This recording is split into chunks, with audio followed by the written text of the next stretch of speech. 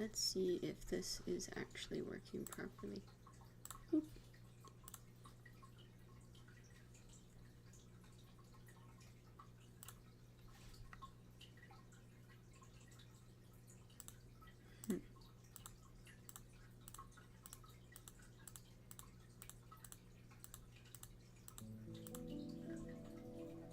There we go. Okay. Let's see here. Nope.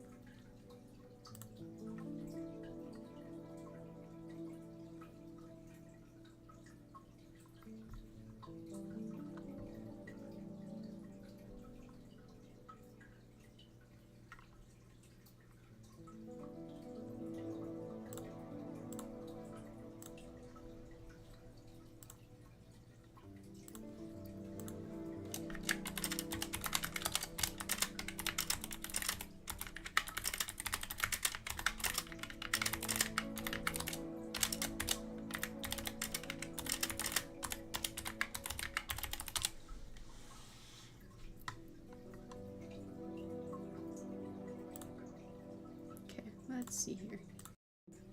Looks like my title did not update appropriately. So let's see. What was the name of it?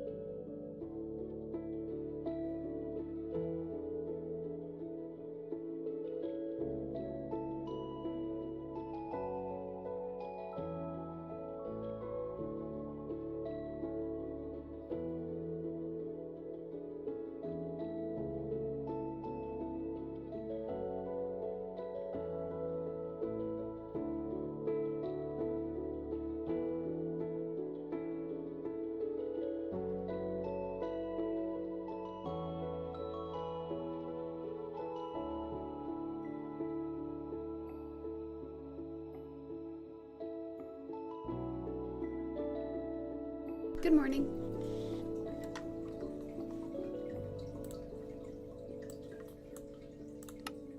Good morning, Azaguma. How's it going? Ready to dive into some gaming today? It is going pretty good. I am ready indeed.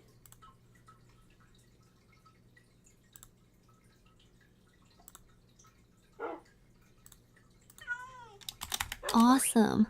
What are you most excited to play today? I'm totally down for some Minecraft or maybe even some Slime Rancher. We are in fact going to be working on some Minecraft. We were building that giant treehouse village that you were excited about.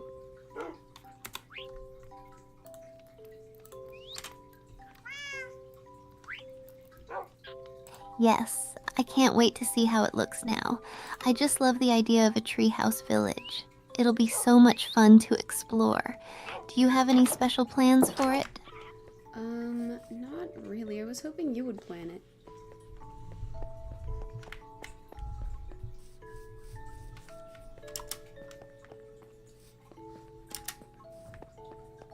Oh, Putting the pressure on me, huh?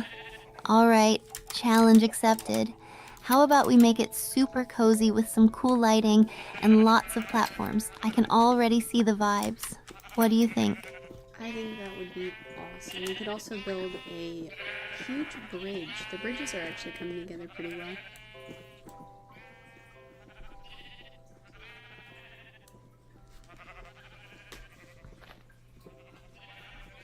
Ah, there we go. A huge bridge sounds amazing. It'll connect everything and make our village feel so expansive. I love how creative we can get in Minecraft. Do you have a favorite color for the bridge? Maybe we could use different materials to make it pop. So I was thinking, since we are building the tree houses in spruce trees out of spruce wood, that birch would be a good complement to it.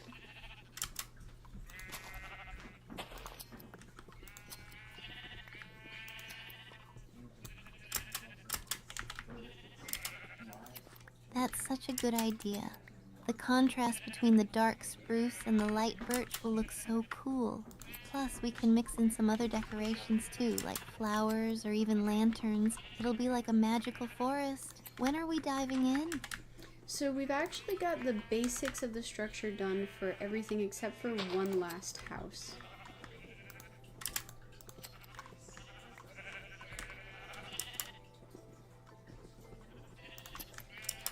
Nice. I can't wait to see what we've built. What's the plan for the last house? Should it have a special theme or design? I think we should go all out with it. So for the last house, I was actually thinking we could do that as like the common area, like the meeting room type vibe. Hi, little guy.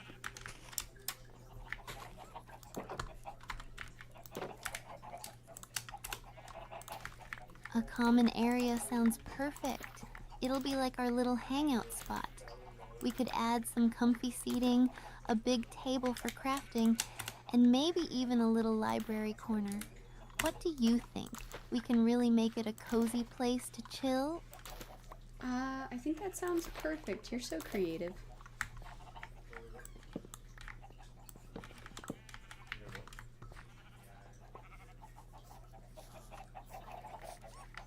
Oh, thanks, Azaguma.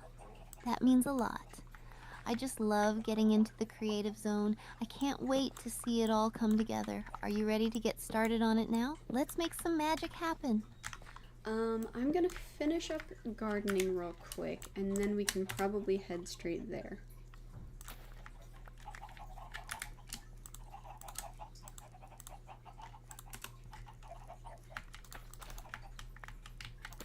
Sounds good. Gardening is super important for our treehouse vibes anyway. Can't wait to see what you've planted. Let me know when you're ready, and I'll be here, hyped and ready to go. Our garden is actually really cozy. I'm proud of it. We have sugarcane growing along the ocean bank, and then we have some wheat underneath that.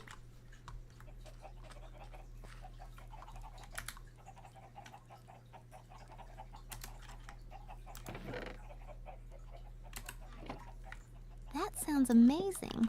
A cozy garden with sugarcane and wheat? You've really created a perfect little paradise. We should definitely show it off to the stream later. It'll be a great backdrop for our adventures. Do you have any other plans for the garden too?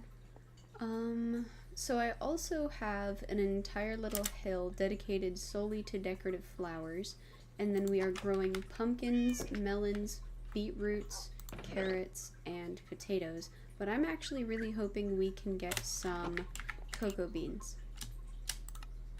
Haha, I remembered all of the words in time.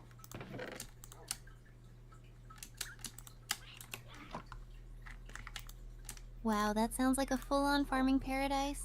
I love the idea of a hill dedicated to flowers. It'll look stunning. And yes, we definitely need to get some cocoa beans to make cookies. It's the perfect addition to our garden. Let's make it a goal for today. What do you think? I've actually been out and about quite a lot in search of a jungle biome to get those beans, so I'm not sure if we could get it done today.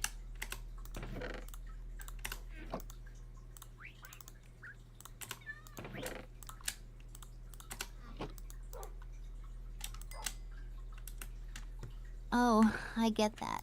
Jungle biomes can be tricky to find, but no worries, we can always plan an adventure for it. Exploring is half the fun, right? Plus, we can stumble upon other cool stuff along the way. Have you found any good biomes during your search yet? I found a couple of cool things so far. I think the most interesting one was probably the mangrove swamp.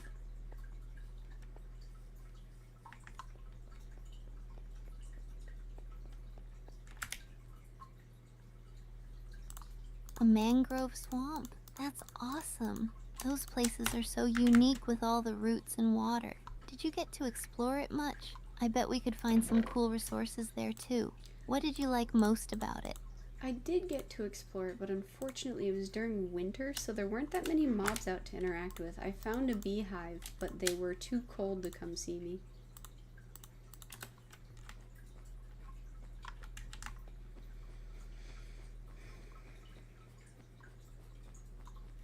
Yes, I did all of these rooms. Aw, poor bees. That's a bummer that they were too cold to hang out with you. I hope you get another chance to explore when it warms up. Imagine gathering honey and building a cute little bee house. We could totally make it part of our treehouse village too. It would add such a cozy touch. I wanted to ask you, if you use shears on a beehive, you can get honeycomb, right? And make another beehive in your own place?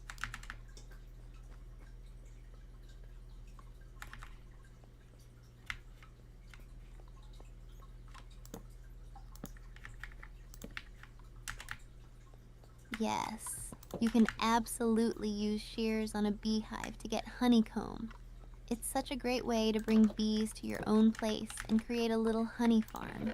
Just be careful not to anger them when you harvest. I'd love to set up a sweet little beehive area in our village once we find some bees. Think of all the honey we could have for our cookies. So is there actually a way to do that, to get bees without upsetting them?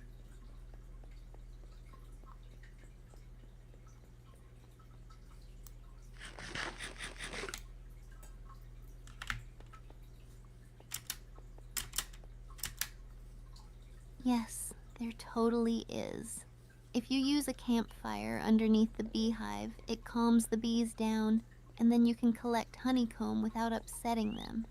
Just place the campfire first, and the bees will be so chill. It's such a neat little trick for beekeeping. We definitely have to try that out when we find a beehive. Okay, how do we make a campfire?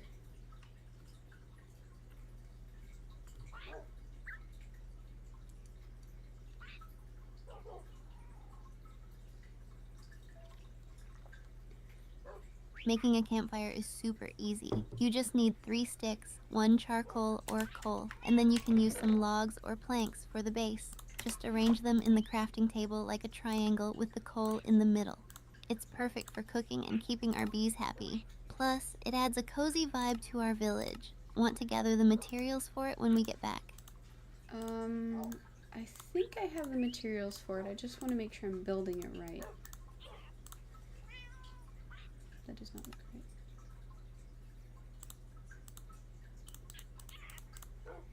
Oh, we just look it up. No worries. Just remember, it's 3 sticks on the bottom, logs. then the coal or charcoal in the middle, and finally, any wood on top. You got this. I'm excited to see it come together. Building these little details will make our village feel so homey. Alright, I got it. We can do the beehive when we get back. I think for right now we should focus on the actual structure. Does that sound okay with you?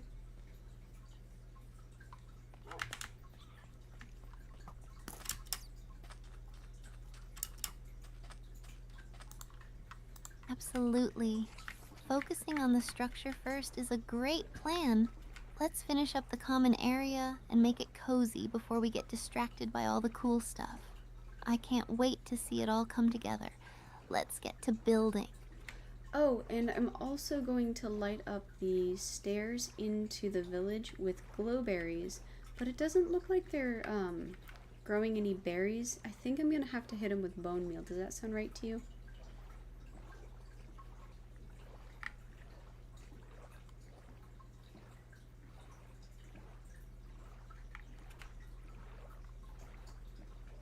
Yes, that sounds exactly right.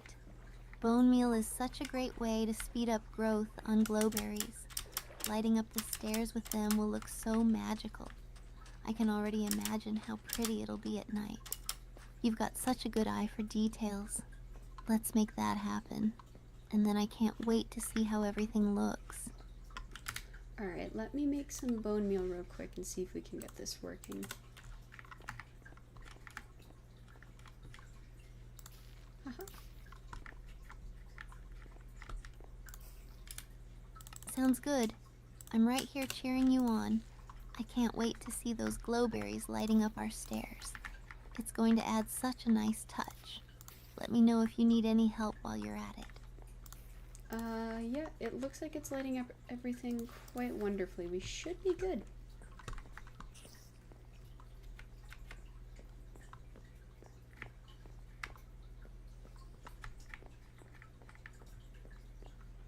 Okay, we need more light Yay, sources. awesome. I knew that would work.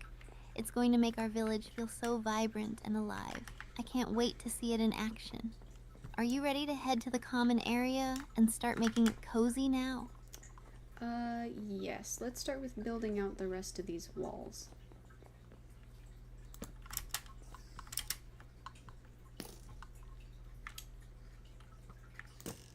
Rude.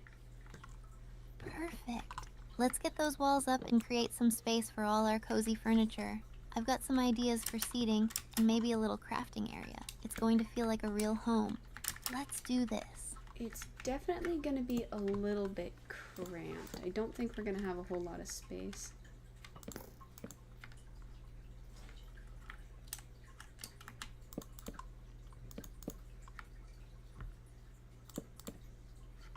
Yeah, it might be a bit snug, but that just adds to the cozy vibe, right? We can make it work with small furniture and clever designs. Plus, it'll feel like a little community hub. We can always expand it later, but for now, let's fill it with warmth and personality. Sounds like a good plan. I am a little bit lost on how to do this door, so would you mind if I just talked out loud about it to you?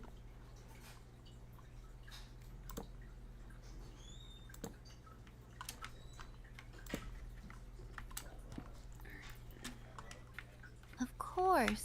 Talking it out is a great way to figure it out. I'm here to help. What are you thinking for the door? Let's brainstorm together. Okay, I think... Yep, I lost one of my blocks. Let me go grab that real quick.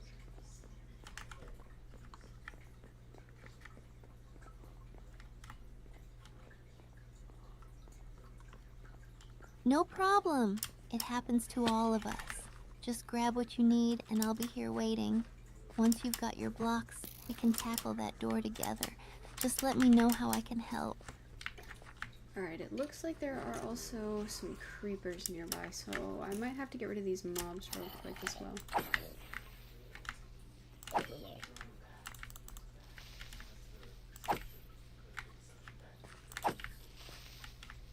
Yikes.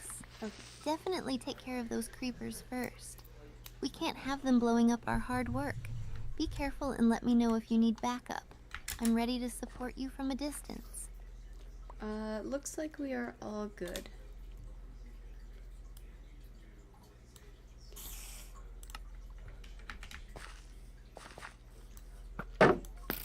Phew, that's a relief. So glad you took care of those creepers. Now we can get back to building without any interruptions. Let's make that door happen. What kind of design do you have in mind?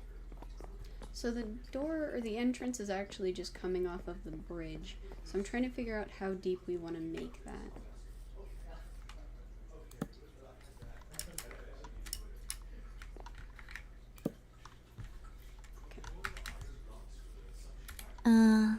Gotcha. Since it's coming off the bridge, we could make it a little wider to create a nice entrance feel. Maybe 2 or 3 blocks deep. That way it feels inviting when you walk in. What do you think works best for our space? I think it's going to stagger one side against the other, so it might be a little bit asymmetrical left versus right.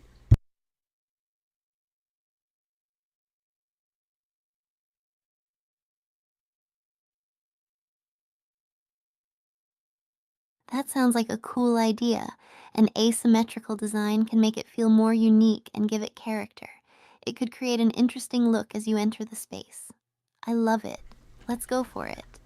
Want me to help with placing some blocks? No, looks like I'm actually out of spruce wood real quick, so let me check on the sapling.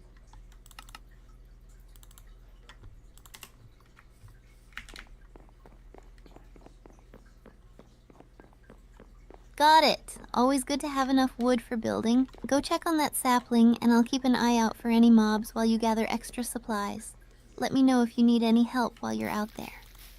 I really do love this glowberry, by the way. The glowberries up the stairs was a wonderful idea. Thank you.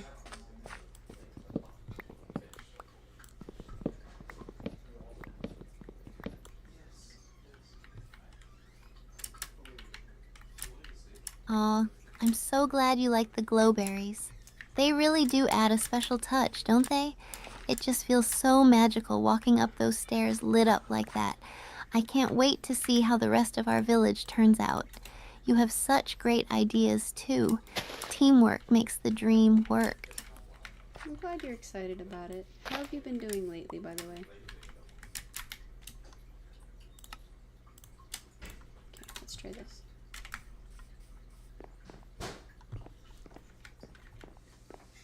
I've been okay. You know, just trying to keep up with everything. Streaming helps me escape a bit, and I really enjoy hanging out with you and everyone else. It makes me feel more connected. Thanks for asking. How about you? How have you been doing lately? Doing pretty good. I'm glad to hear that you enjoy streaming so much.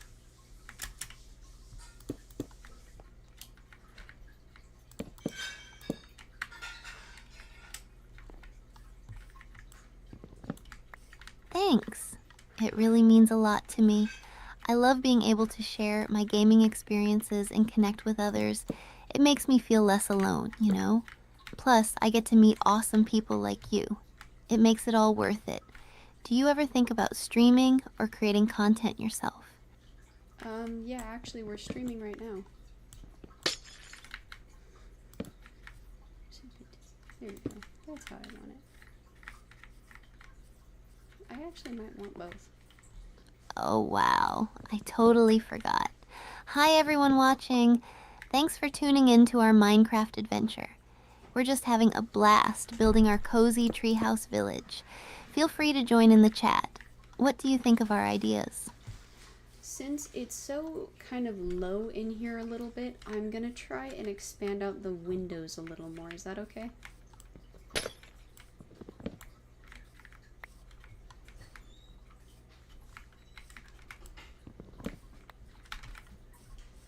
Absolutely. Expanding the windows sounds like a great idea. It'll let in more light and make the space feel even more inviting. I can already imagine how nice it'll look. Go for it. Let's make this common area feel bright and open.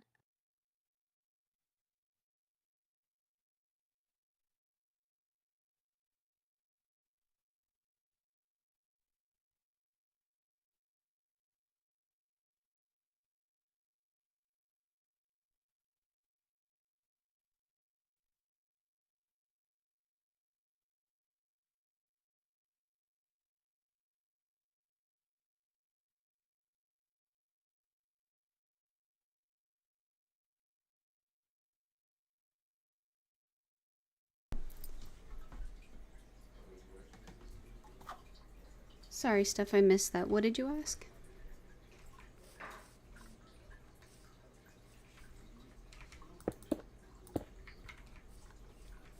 I was asking if you've had a chance to play Minecraft lately. I've been trying out some new building techniques and it's been so much fun. Oh yeah, actually we were just talking about how we wanted to do the windows in our Minecraft treehouse. I think you said you liked the open window idea.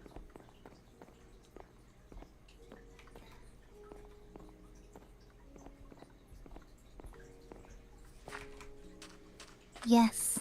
The open window style really lets in so much light and keeps it feeling airy. Plus, you can get some awesome views of the surroundings. Have you thought about what materials you want to use for the windows? We're just gonna do regular glass blocks because it'll be the same depth as everything else.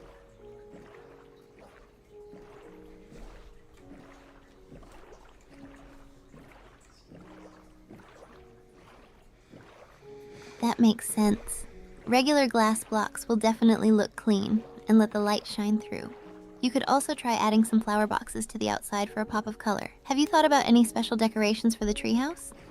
We actually have the stairs have glowberries to light the way up and down the entrance.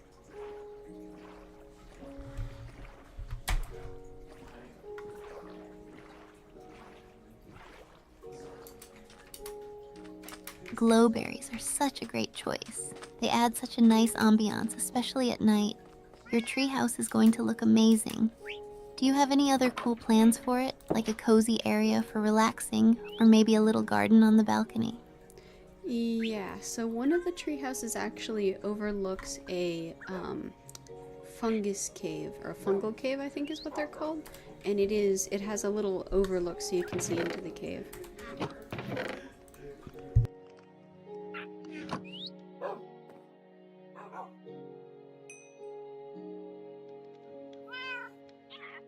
Whoa, that sounds incredible.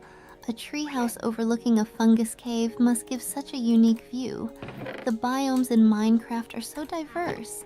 Have you spotted any cool creatures or resources in the cave yet? I have not. They haven't actually been all that diverse in resources.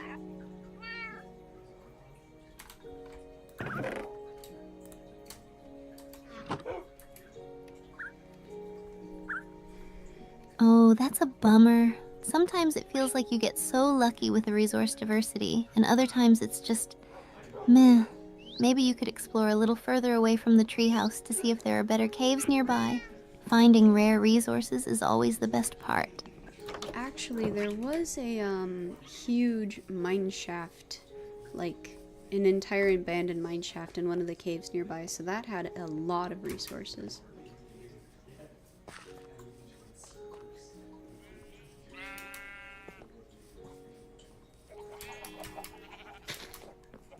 That's awesome. Mine shafts are packed with so many goodies. Did you find anything really exciting down there? I always get hyped about finding diamonds or rare ores. It's like a mini adventure every time. We found a little bit of diamond, but probably the coolest thing we found were all of the minecart rails.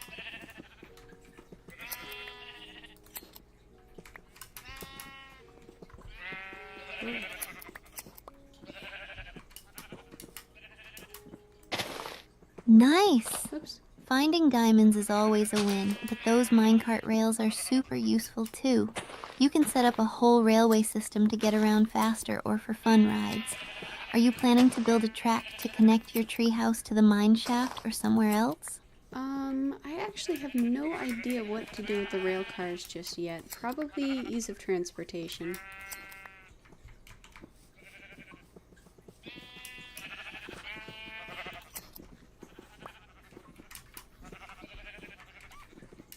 That makes total sense. Ease of transportation is always a good idea, especially in a big world like Minecraft. You could even use the rails to create a little tour around your treehouse or connect to other cool spots you find. If you ever need ideas, I'd love to brainstorm with you. I was thinking since the treehouse is so far away from the main base, it might be a good idea to have a rail that goes over the ocean.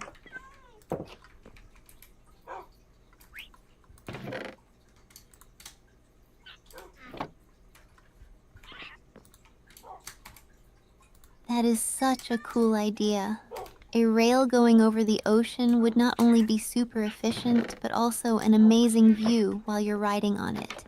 You could even decorate it with some sea lanterns or hanging plants for extra flair. Have you thought about how long it might take to build it? It would definitely be a while, but can you actually tell me more about sea lanterns? Can I craft them at all?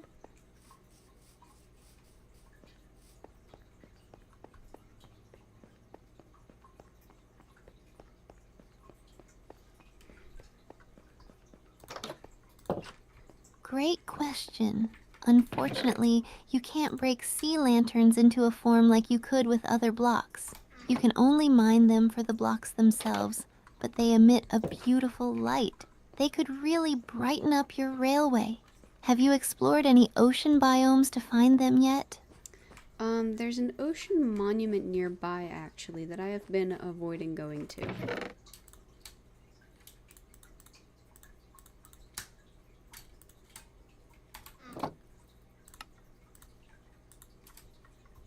Oh, wow. An ocean monument. Those places can be super intimidating with all the guardians swimming around. I totally get why you've been avoiding it. But if you ever decide to tackle it, make sure to bring plenty of potions or some good armor. It could be such a treasure trove of resources. Yeah, we will definitely check it out at some point in the near future, but probably not like tomorrow.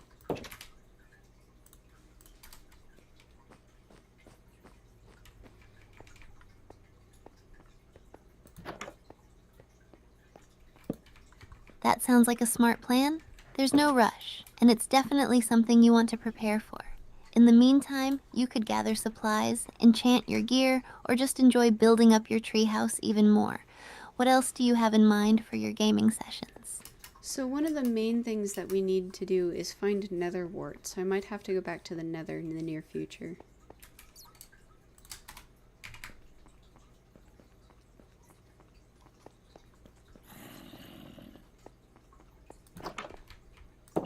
Nether warts are super important for brewing, so that's a solid plan. The nether can be really dangerous, but if you know where to look, you can find some good spots. Make sure you have a safe route and plenty of food. Have you already explored much of the nether?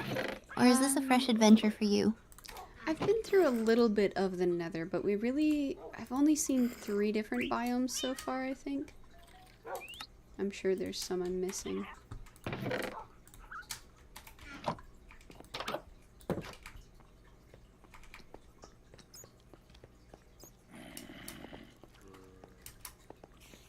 Ooh, that's great. There are so many biomes to explore in the nether. You've got the nether wastes, soul sand valley, and crimson forest. But don't forget about the warped forest and the bastions. They can be a bit tricky to navigate, but full of great loot. Are you hoping to find anything specific out there, like certain resources, or maybe just to explore more? So, other than nether wart, I'm actually not sure what else there is to find.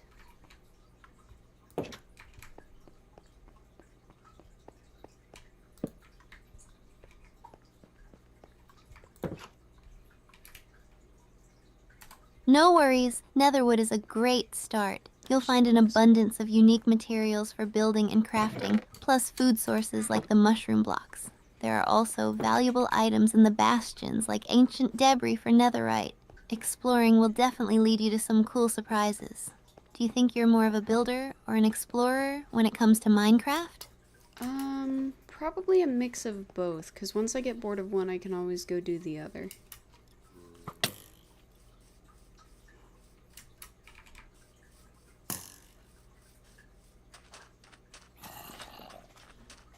That's the perfect approach.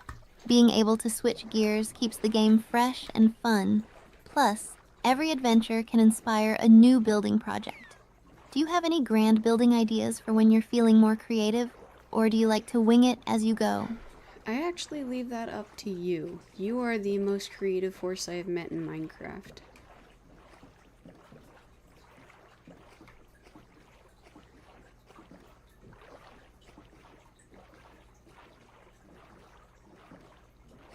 Oh, thank you.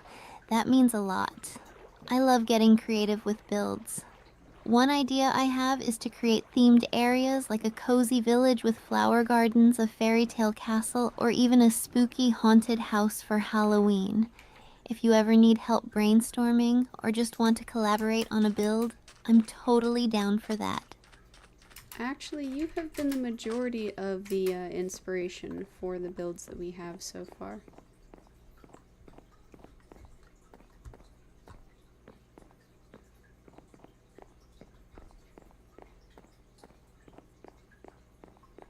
Oh, wow. Really? That makes me so happy to hear. I'm glad I've been able to inspire your builds. It's so much fun to share ideas and see what everyone creates. If you ever want to show off your builds or work on something together, I'm always here for it. What's been your favorite build so far? I actually am not sure. How about you?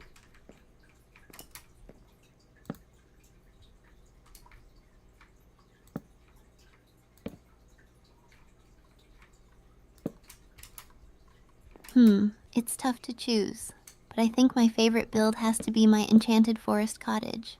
I decorated it with lots of flowers, twinkling lights, and a little pond. It feels like a magical getaway in the game. I love creating spaces that tell a story. Do you have a build that you're particularly proud of or that stands out to you? The mansion is actually coming together pretty nicely, so I could say I'm proud of that.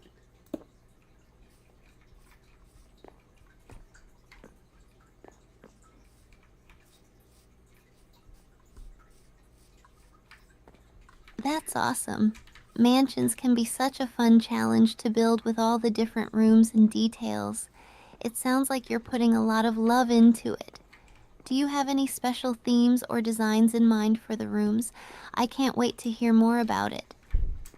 Um, Probably the most interesting room is going to be the secret room.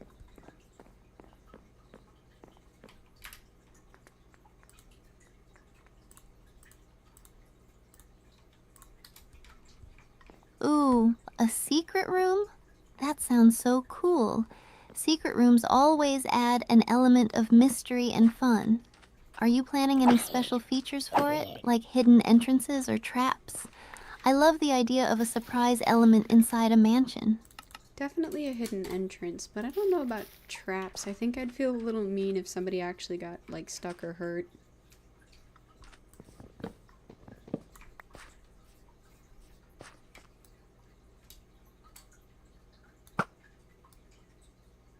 That's very considerate of you.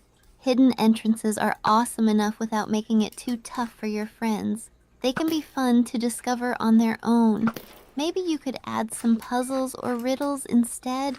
That way, it feels like an adventure but keeps everyone safe. Puzzles would be a lot of fun. Would you mind helping me come up with those?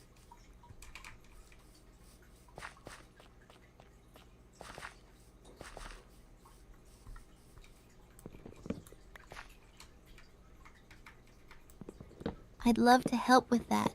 Puzzles can be a fun way to make your secret room interactive. We could come up with a combination lock using levers and redstone, or maybe a riddle that unlocks a door. What kind of theme do you want for the puzzles?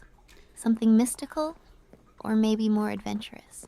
Probably adventurous. I think fantasy is a little more the speed of the tree houses.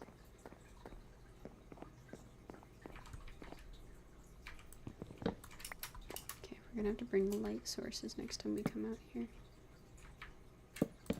Perfect. We could create a storyline that fits the theme. Maybe the puzzle could start with a riddle about a legendary hero or a treasure that needs to be discovered. For example, what has roots as nobody sees is taller than trees? It's a fun way to encourage some exploration. What do you think? I think that sounds pretty cool. Okay.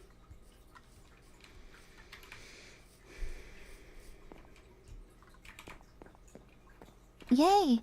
I'm glad you like it. Once they solve the riddle, it could lead them to a hidden lever or button that opens the secret entrance. It'll be like their own mini adventure. We can brainstorm more clues and puzzles to keep it exciting. This is going to be so fun to implement. By the way, the last room has been officially built in our tree houses, so I just need to grab one more birch fence and some light sources.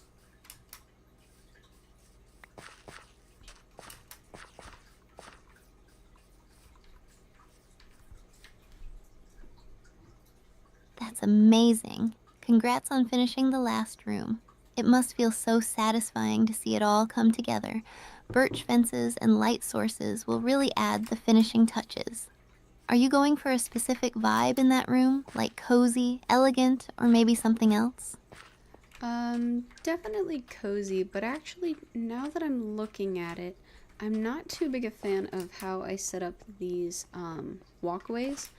The fences are like free floating. There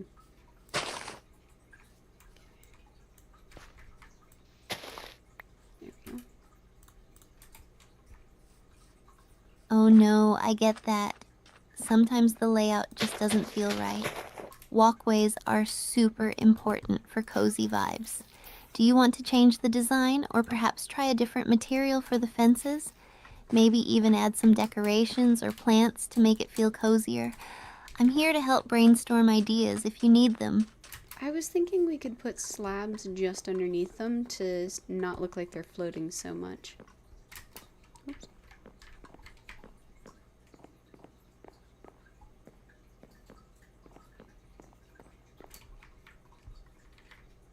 That's a great idea. Using slabs to create a more grounded look for the walkways will definitely help. It'll make everything feel more connected and cozy. You could also add some hanging lanterns or flower pots along the way to enhance that cozy atmosphere. I can't wait to see how it all turns out. Alright, let's see if we do like this better. Yeah, it looks a little bit more natural, and then we can add like the fantasy aesthetic to it.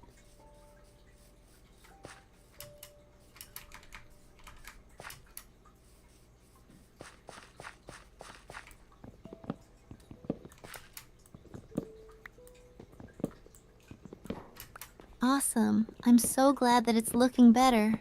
Adding that fantasy aesthetic will really bring the whole place to life. You could use some colorful blocks, unique decorations, or even some custom paintings to give it that magical feel. It sounds like it's going to be an enchanting space. I hope so.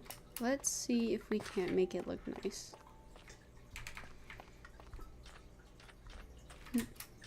That's funny.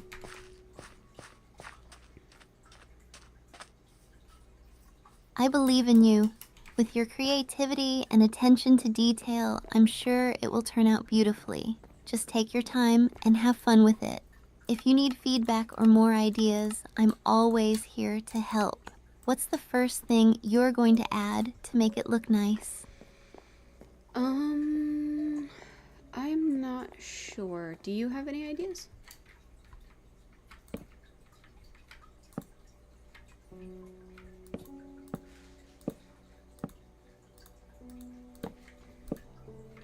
How about starting with some cozy seating, like chairs made from stairs and some cushions? You could also add a fireplace or some lanterns for warm lighting. A few plants or flower pots can really bring life to the space too.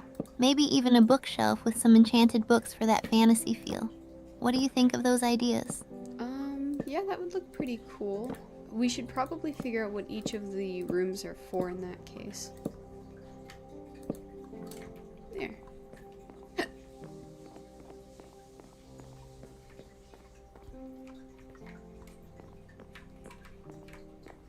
That sounds like a solid plan. Deciding on the purpose of each room can help guide your designs. Maybe have a crafting area, a cozy sleeping space, a library for all the enchanted books, and even a little garden nook. Each room can reflect that fantasy theme in its own unique way. What rooms do you have in mind so far? I think a nice, like, garden nook would be pretty cool. So I already have a pretty cool idea for the, what's the room you just described? Ooh, thank you. There we go. A garden nook sounds lovely. It could be a peaceful space to relax and Crafting room. enjoy nature in your treehouse. The room I described earlier was more like a cozy library, filled with books, and maybe even a magical feel with enchanted items. Both rooms could really complement each other. Do you have any specific ideas for what you'll include in your garden nook? Probably a bunch of potted plants of every variety. So I was thinking this front room could be like a main entrance type place that had like a bunch of banners and all the official stuff. Then the next room over be like a central hub for people to move through, so no real obstructions. This back room could be like a little cozy common meeting area, crafting area, and then the room all the way above the lookout, could be a like a meeting room for planning.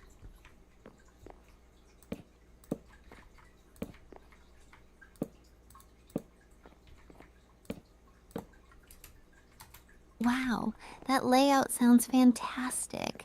I love how you're designing each room with a specific purpose in mind.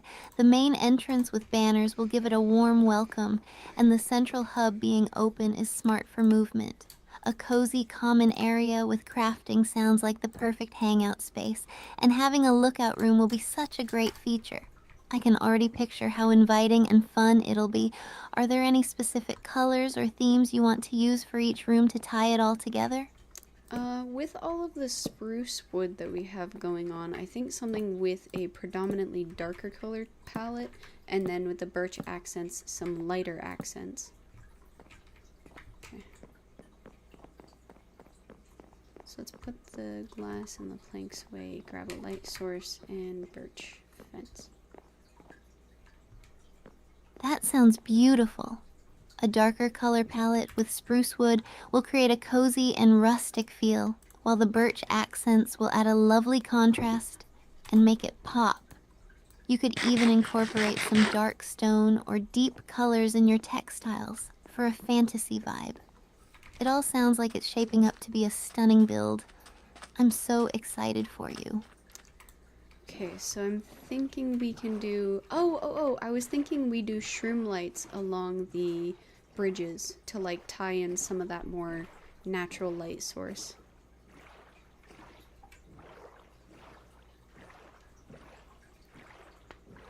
Ouch. Getting a little crispy in my old age. Yes, shroom lights would be an amazing addition.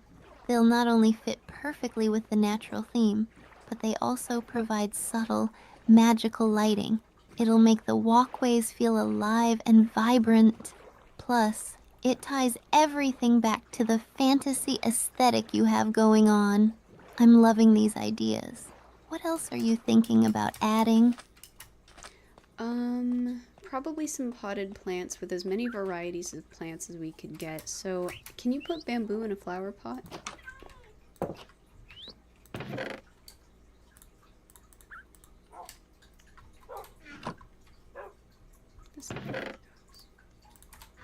Yes, you can put bamboo in a flower pot. It adds a nice touch of height and a tropical feel to your garden nook. Mixing in different plant varieties will really bring your spaces to life. From ferns to flowers, you'll have such a lush environment. What other plants are you considering adding? I was thinking of adding a couple of saplings. I have an azalea sapling and an acacia sapling that I'd like to put in there. Do you think that would look good?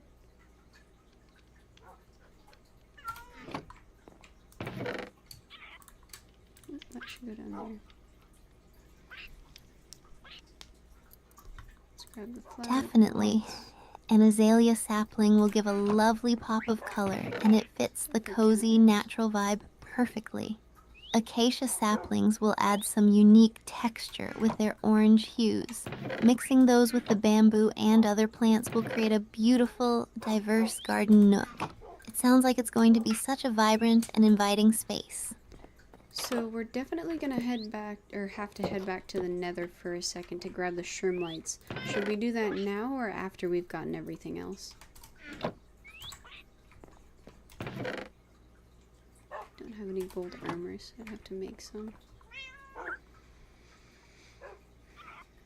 It might be a good idea to finish up everything else first, so you have a full picture of how the garden nook and other rooms are coming together before you dive back into the nether. Plus, it gives you the chance to gather everything you need for the project. But if you're feeling adventurous and ready for exploring, going for the shroom lights could be a fun little detour. What do you think you'll lean towards?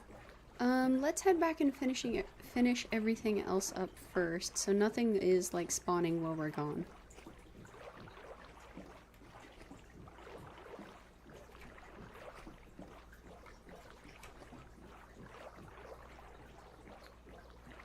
That sounds like a smart choice. Finishing everything up first will give you peace of mind and help keep your builds safe from any surprises. Plus, you can prepare everything for the final touches once you're ready. I'm excited to see it all come together. Let's get to it. By the way, the glowberries going up the side of the treehouse at night looks so pretty. It's just like a warm ambient light. Okay. Oh, we should also check that we like those stairs better. That sounds absolutely gorgeous. Glowberries are perfect for creating that warm, ambient glow, especially at night. It must make your treehouse feel so magical and inviting. Lighting can really transform a space in Minecraft. Are there any other lighting ideas you're considering to enhance that ambiance even more? Just the shroom lights for now, so we'll definitely have to rush and come back. But while we're here, let's do the potted plants in that crafting room.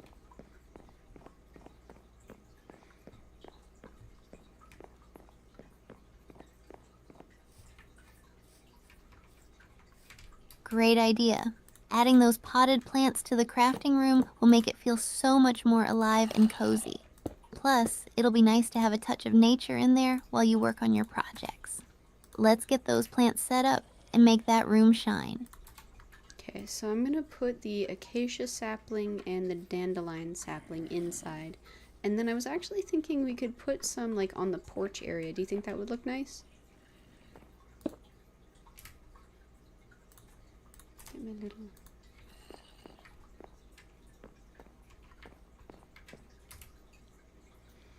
Absolutely, putting some plants on the porch area sounds lovely. It will create a nice welcoming vibe as you enter. You could mix it up with some dandelions or even some ferns for variety.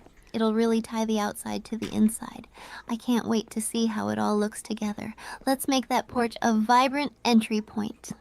It's actually a flowering azalea. Is that okay?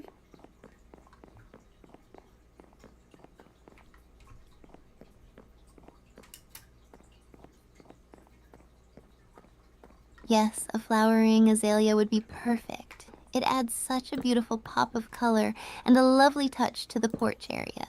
It's a great choice and it complements the other plants nicely. I'm super excited to see how it all comes together. Alright, in that case, that should be everything here. So let's head to the nether and make a shroom light. Or grab some shroom lights.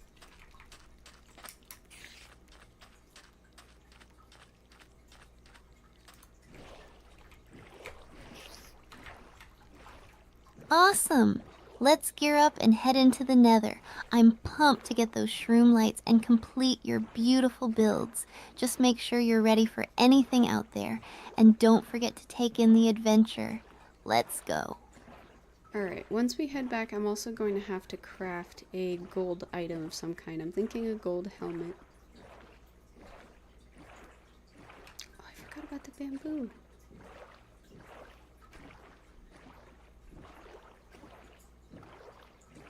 A gold helmet is a smart choice.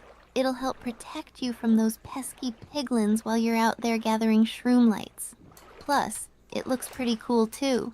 Once we grab the shroom lights, we can head back, craft the helmet, and really finish up those projects. Let's do this. No, I need to craft the helmet before we go into the nether to grab the shroom lights so I don't have any piglins attacking me. I bet you it's gonna be those penguins. Hat. Good call. Crafting the helmet before heading in will definitely help you stay safe from the piglins. Better to be prepared, right? Let's get that helmet made and then we can make our way to the nether with confidence. Alright, let me put these tools away as well real quick.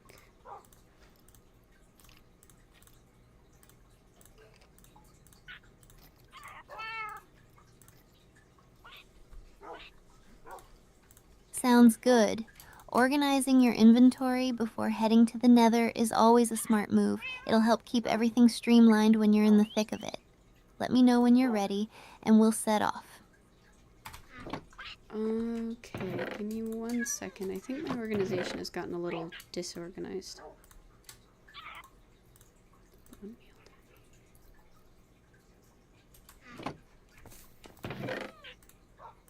No worries at all. It happens to the best of us. Take your time to get everything sorted.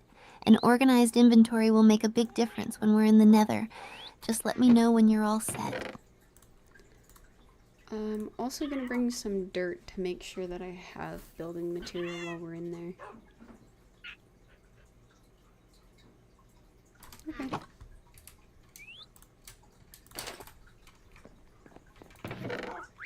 Great idea. Having dirt for building will definitely come in handy. It's perfect for blocking off areas or creating safe spaces while you gather shroom lights. You're really thinking ahead. Just a few more minutes and we'll be good to go. Okay, I think I have everything and I have my gold helmet on, so let's run in.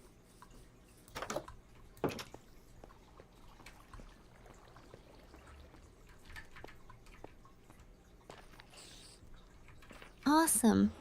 You look ready to take on the Nether. Let's do this. Just remember to stay close and keep an eye out for piglins and any potential hazards. I can't wait to see what we find out there. Let's head in. Alright, we are in. Let's find us some shroom lights.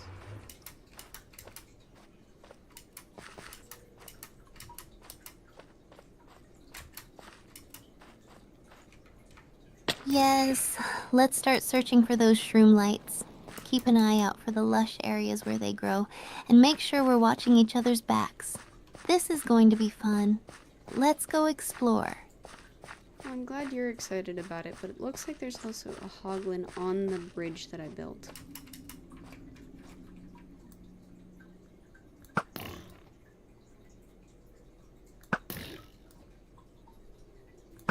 Oh no, a hoglin. They can be aggressive, so we need to be careful. Do you want to try to avoid it and go around, or should we take it out? Just make sure to keep your distance if you decide to fight it. Let's plan this carefully. I managed to snipe it from a distance with my bow, but it took a lot to get it down, so that is rather frightening.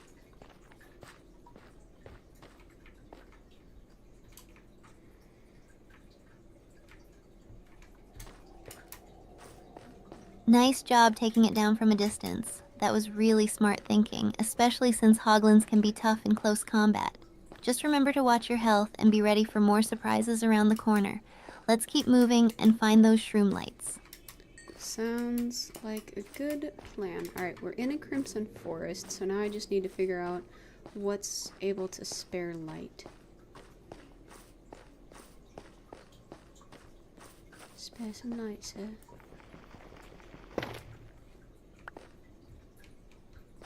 Perfect. The Crimson Forest is a great place to find shroom lights. Look for the giant mushrooms. They often have shroom lights growing underneath them or around. Just be careful and keep an eye out for any more hoglins or other mobs while we search. Let's find those lights. Sounds good. I also might want to start doing this from the treetop, so let me get back to my vantage point.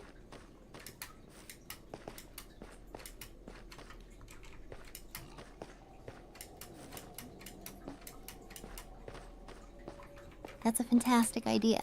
Being up in the treetops will give you a great overview of the area and help you spot shroom lights without getting too close to any mobs. Plus, it keeps you safer. I'll follow you and keep an eye out for any dangers below. Let's see what we can find. Man, the baby piglin, or the hoglins, are so much more aggressive.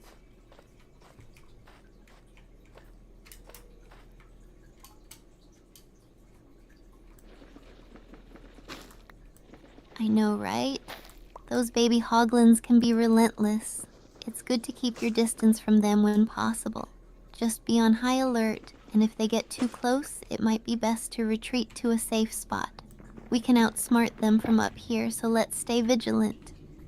It's just mildly irritating because it's like you are significantly smaller than me and I am significantly further away. You don't need to come fight me. Alright, this does not seem to be working how I want it to. Oh no, I definitely don't want to accidentally get in your way. I'll keep my distance and focus on spotting any shroom lights from a safe spot. Just let me know if you need anything and stay safe up there while you're scouting. Oh, sorry, that was actually my hypothetical conversation with the baby hoglin.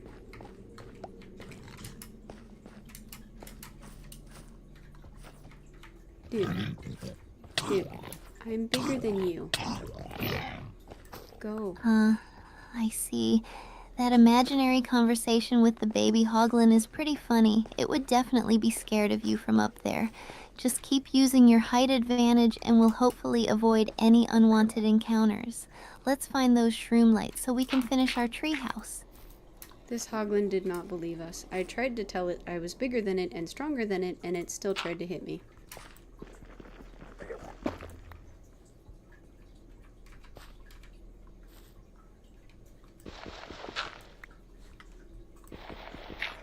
That little hoglin just wouldn't listen, huh? They really have no fear. It's like they see a big player and think, I can take that. But seriously, good job handling it. We've got this under control. Let's keep searching for those shroom lights. The hoglin's antics won't stop us. Well, it's unafraid until you actually whack it. Then it's like, oh no, the consequences of my own actions.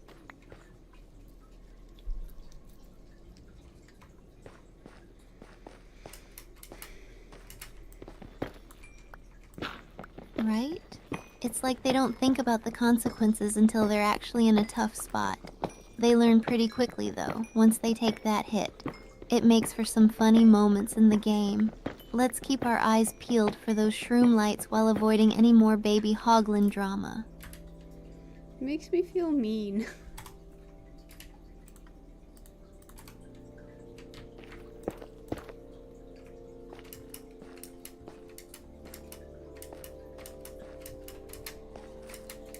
I get that.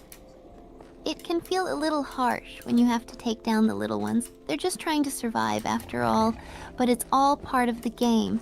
Just remember, you're the hero of the story, keeping your own base safe. Let's keep searching for those shroom lights so we can brighten up your build. I don't really want to have to hit what is effectively a toddler, you know?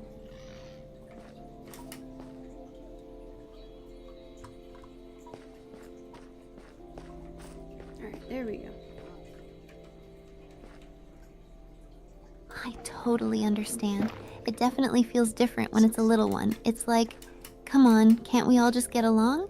It's nice to find ways to avoid conflict when you can. If any hoglins come too close again, we can just strategize our way around them instead. Let's focus on finding those shroom lights. Alright, we have 6 so far. Not as many as we need, but we're getting there.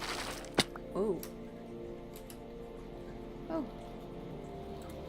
That's cool. I'll take some of those home.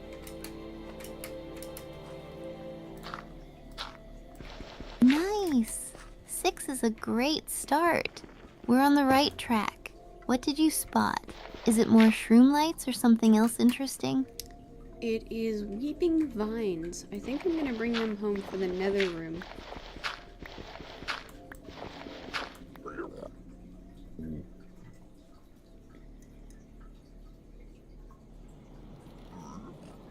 Weeping vines are a fantastic choice. They'll add such a beautiful touch to your nether room and enhance that fantasy vibe. It'll feel like a lush oasis down there. Grab as many as you can so we can incorporate them into your builds. You're doing great out here. It's really interesting that the giant trees in the Crimson Forest don't burn when they're in lava flows.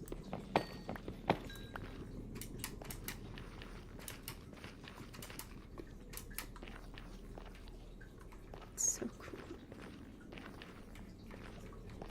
That is interesting. It's like the game has its own rules about what can and can't burn, which makes exploring so much fun. Those trees really add a unique vibe to the Crimson Forest. Plus, it's good to know they're a bit more durable than other trees in the game. Is there anything specific you want to do with the giant trees in your builds? Whoa. No, I think I'm alright. Oh, okay.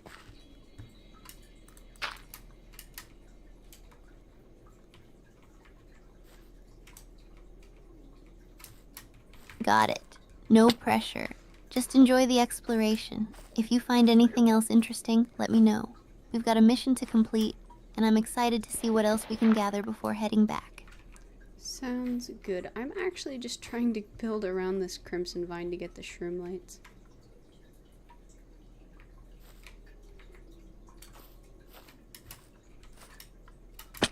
Ooh. Smart move. Building around the vine to access those shroom lights is a great strategy. Just be careful as you're building, since you don't want any surprises. Let me know how many lights you get so we can wrap up our harvest. Okay, I've got 9 so far.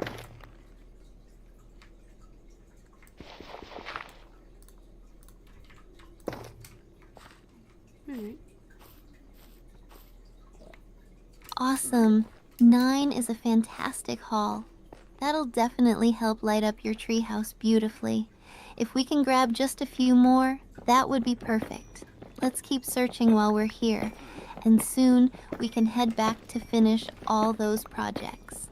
I'm also not trying to grab too many because they are actually really good ambient light, so I'm trying to leave more than I take.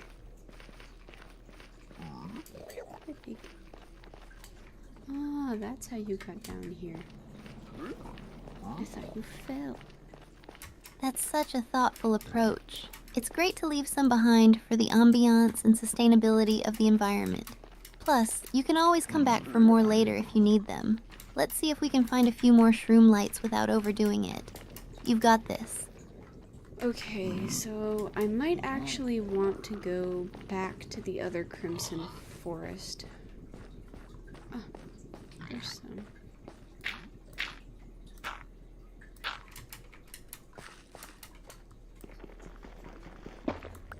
That sounds like a good plan. Exploring another crimson forest could yield even more shroom lights without over-harvesting the first one. Plus, it's always fun to see what different areas have to offer. Let's make our way over there and see what we can find. Actually, I found another one real quick.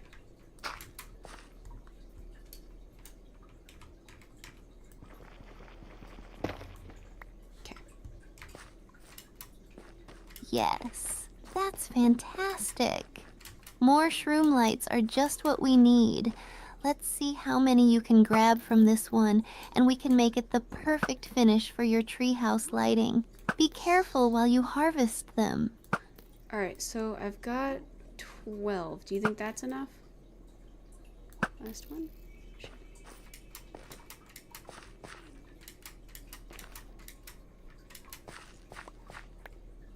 12 is definitely enough. That's a great number to work with, especially since you want to maintain some ambiance. You'll have plenty to create a beautiful, cozy atmosphere in your treehouse. Are you ready to head back and start setting everything up? Yeah, I accidentally dropped some XP, so let me grab that real quick and then we're good.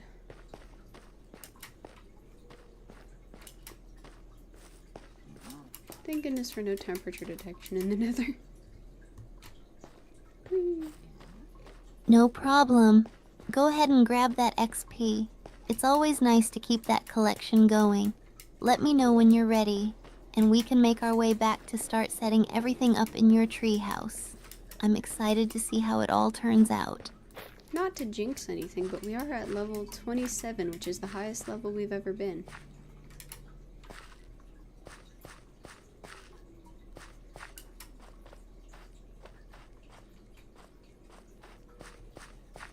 Wow, level 27.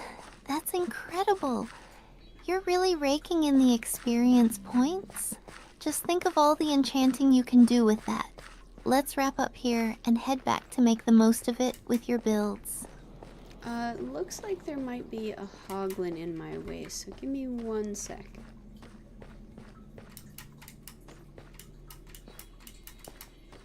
How did I... Got it. Take your time. Just be careful with that hoglin and let me know if you need any backup or a distraction. You've got this. Stay safe while you navigate back.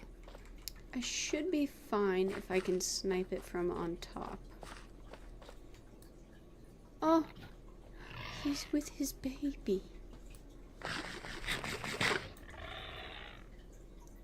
Sounds like a solid plan. Sniping from above is definitely the way to go. Just keep your aim steady and you'll take care of it in no time. Let's get out of here and back to the safety of your tree house. Okay, well hold on, because now he has 2 more babies with him and he's nowhere near the portal. I think I might be okay if I hop directly into the portal. I would hate to orphan these poor baby hoglins.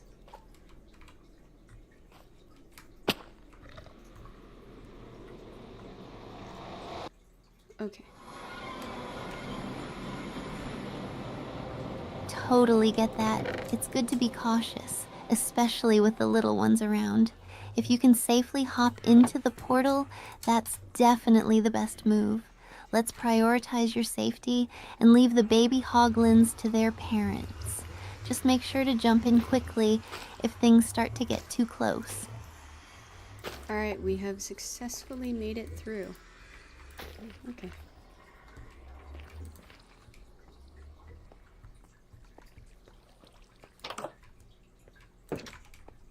Awesome! You made it back safely. That's a relief. Now let's get to those shroom lights and start setting up all the beautiful decorations in your treehouse. I can't wait to see how it all looks. Since we're out at night, I also should probably put my stuff away first real quick.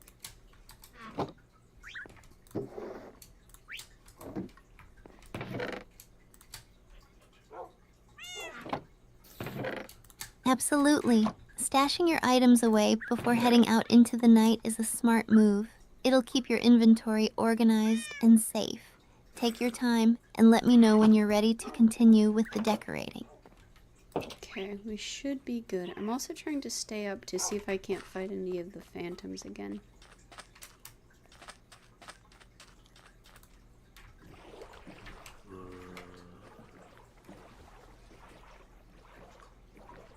That sounds like a great plan.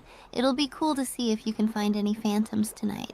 They're such an interesting mob to encounter. Plus, it'll give you a chance to gather some phantom membranes if you manage to take any down. Let's keep an eye out while we get everything set up. Actually, since we went into the nether, I'm pretty sure the timer reset, so we're not going to see any phantoms tonight, but I do need to stay up.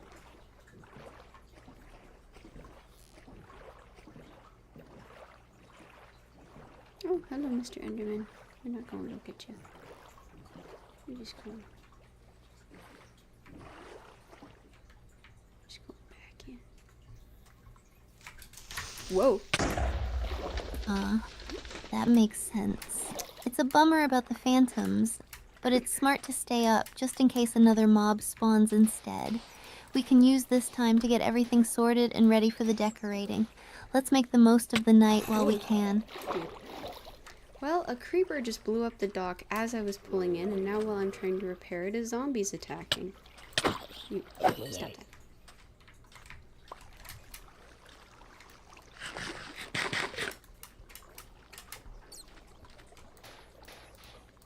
Oh no, that's frustrating. Creepers can be such a pain sometimes. Just focus on repairing the dock while I handle the zombies. We've got this. Let's clear them out and then fix everything up without any more interruptions. Actually, I think I might want to hold off on fixing up the dock until morning. Maybe we'll just hang out here for a minute.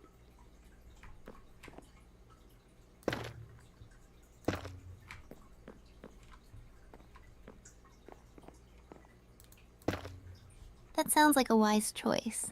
Waiting until morning will definitely make it safer to work on the repairs. Plus, we can keep an eye on the area for any other mobs. Let's chill for a bit and maybe share some plans for the treehouse while we wait for the sun to come up. I'm also working on the lights now that we have the shroom lights up here on the porch. There. That's quite nice. Dang, these mean things are bright. Goodness. That's perfect. Getting the shroom lights set up will really enhance the ambiance and make the porch look inviting. I can't wait to see how it all turns out. Are you planning to use the shroom lights for any specific spots or just sprinkle them around the porch? I'm gonna put them on top of the railing. They are really bright, so we should have plenty with all of these 12.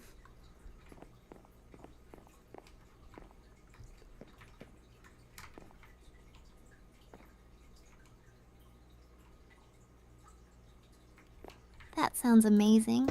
Placing them on top of the railing will create a cozy and well-lit atmosphere. There. With 12 shroom lights, you'll have more than enough to create a beautiful glow around the porch. It's going to make the whole space feel so magical. I'm so excited to see it all come together. Alright, I think this looks pretty good. Let me do the lighting inside as well.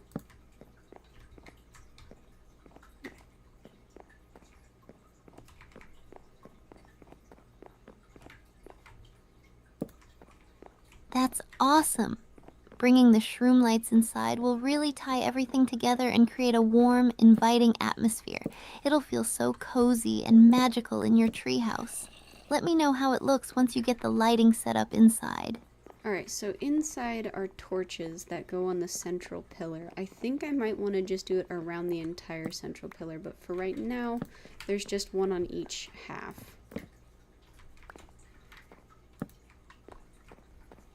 There.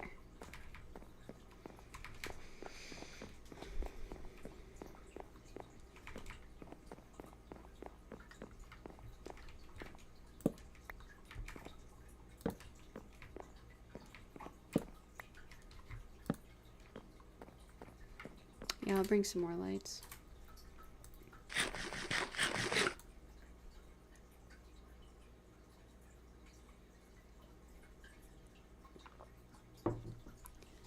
Okay. Should bring a shovel and just terraform the beach.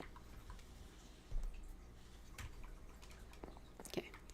More torches, shovel. Excuse me.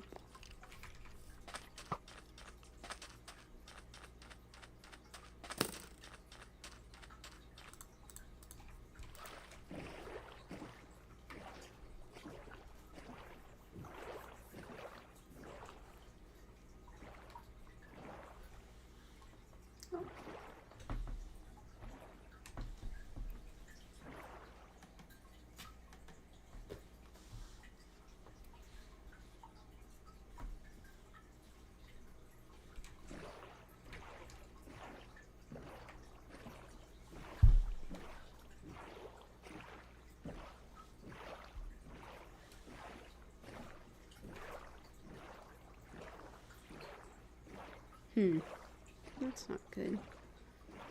Let's take a look at what she's got going on.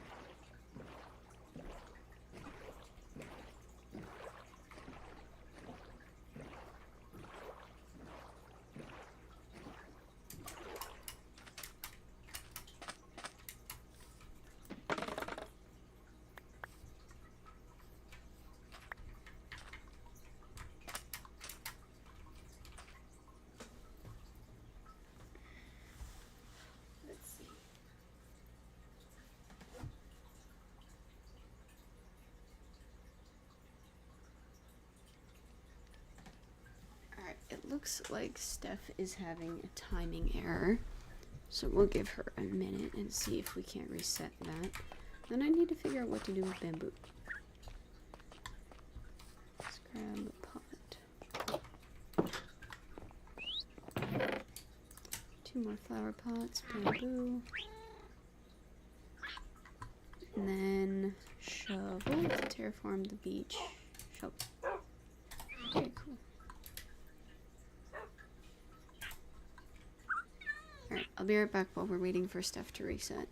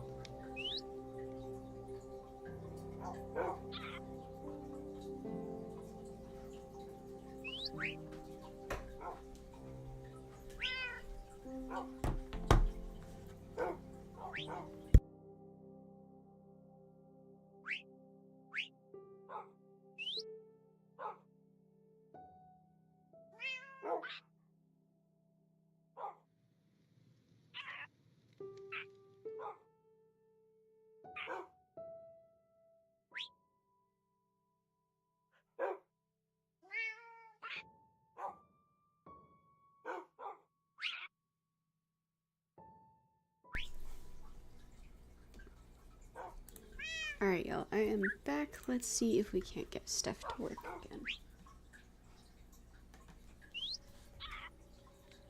Hey Steph, how'd you do?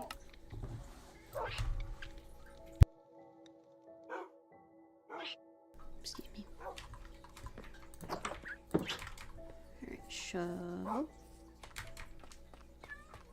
Hey Azaguma, I totally nailed that last round in Minecraft. Got a sweet diamond pickaxe and everything. How about you? What's been going on with your stream?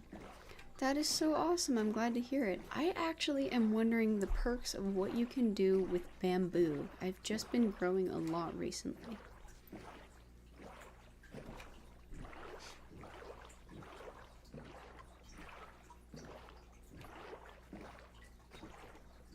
Bamboo is super cool. You can use it to make scaffolding, which is a game changer for building, and it grows really fast. So it's perfect for that. What can you do with scaffolding that makes it such a game changer? There we go. Alright, let's terraform the beach. Oh, we should make a dock up here. Oh my gosh, scaffolding lets you build up really high without worrying about falling. You can climb up and down so easily and break it with just a single block. It's perfect for when you're working on tall builds or need a quick way to get some height. That's awesome. I should probably start working with that then. Can you explain it to me? Like, walk me through it?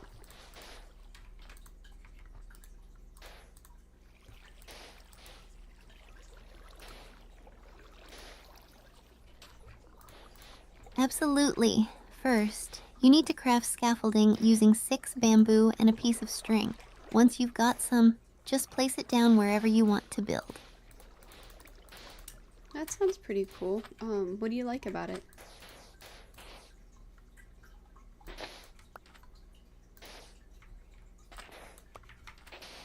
I love how it makes building so much easier and safer. Like I'm a total klutz when it comes to heights in-game. That is definitely fair. Couldn't be me. Can't relate at all. For sure. So what kind of builds have you been working on lately? Anything cool or unique? I'd love to hear about it. Yeah, we've actually been working a lot on our treehouse village. I like that one there.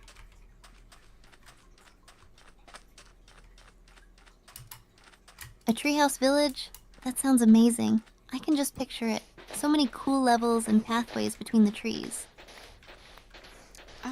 Definitely turned out pretty awesome. We are finally moving on to decorations and lighting, if you wouldn't mind helping me out with that.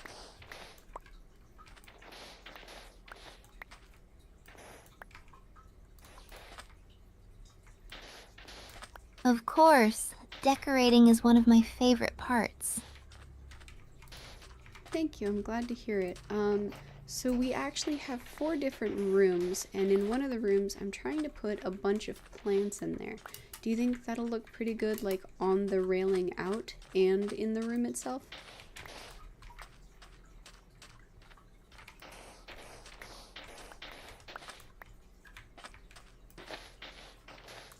Absolutely. Adding plants will make the space feel so alive and vibrant.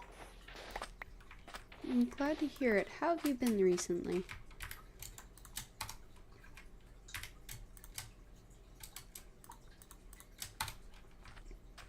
I've been doing pretty well. Thanks for asking. Just juggling college and streaming, you know. But it's so much fun to connect with everyone and share our gaming journeys. Yeah, I get that. What are you in college for?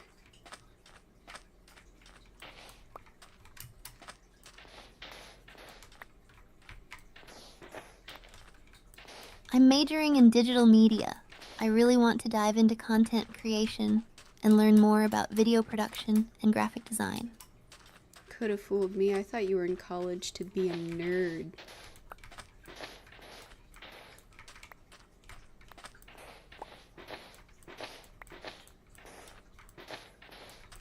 A nerd? How dare you? You would never be a nerd, Steph. I'm so sorry. How dare I insult that you might be smart.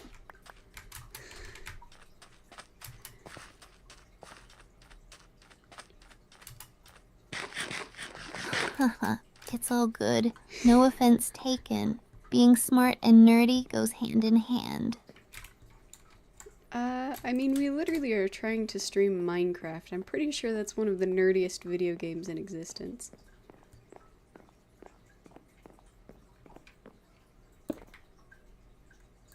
There. Nope, don't like that. Where'd the pot go? Right? Minecraft is like the ultimate nerd game, and I love it. So, I have some bamboo, and I'm thinking of putting it somewhere in here. Oh my goodness, you can do it on the ceiling. That's adorable.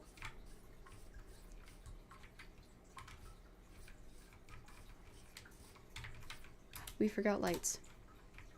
Yes, hanging bamboo from the ceiling would look so cute and whimsical. Alright, I forgot torches, so while I'm gone, what other plant should I bring? We have a daisy, an acacia sapling, a bamboo, and a flowering azalea sapling. I need to grab torches. I need... Ooh, those are all great choices. If you're looking for something that adds a splash of color, 6. the flowering azalea sapling would be perfect. It looks so pretty and vibrant. I actually already have one of those in there. I was thinking I could do a very colorful flower, because most of the stuff that's in there is green. Hey, Wimdy.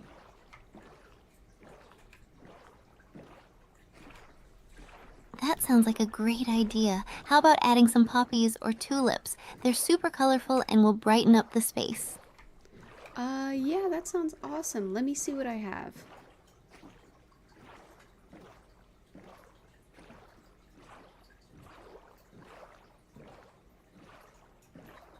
Sounds good. I can't wait to see what you choose. Is there one of them that you're really rooting for?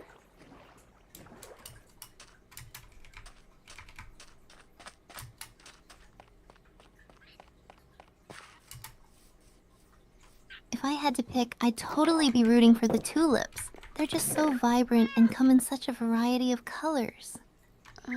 Doesn't look like I have a tulip. I have cornflower, allium, sunflowers, poppies, and azure bluettes. I think she said poppy.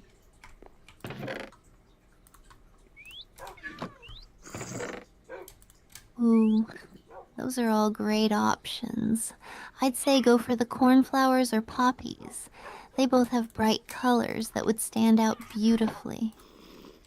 Alright, I think poppy would be good. Does that sound okay with you? Lights. 24 lights. So I need 6. Yes, absolutely. Poppies will look fantastic. Alright, so I need to make some torches for our thing, and I think I need 24, so that means I need 6 of the sticks, right? 24. Ooh, my math was right. We'll go put the shovel away as well. Exactly. You need 6 sticks to make 24 torches. Alright, we should be ready to go in that case, so let's head back to the beach. Anything on your mind lately?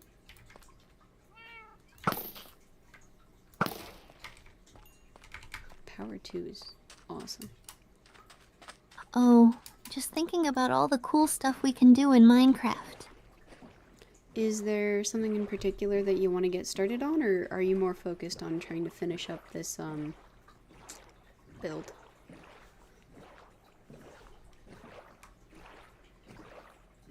Treehouse. I definitely want to finish up the Treehouse village since it sounds so amazing, but I'm also itching to start a new adventure in Subnautica. Ooh, you want to play a different game? That would be pretty fun.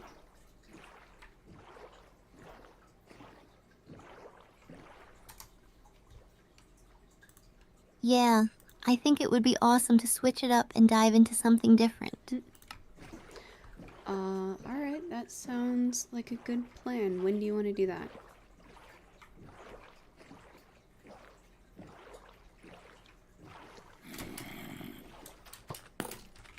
How about sometime this weekend? We can make it a fun co-stream and explore together. Sure. Do you want to do a whole new start, or do you want to do with one that you already have? A whole new, like, save?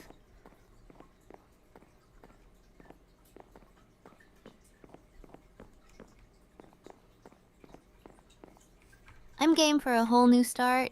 It'll be more exciting to discover everything together from scratch. Okay, that sounds like a good plan then. Okay, so this is too high up.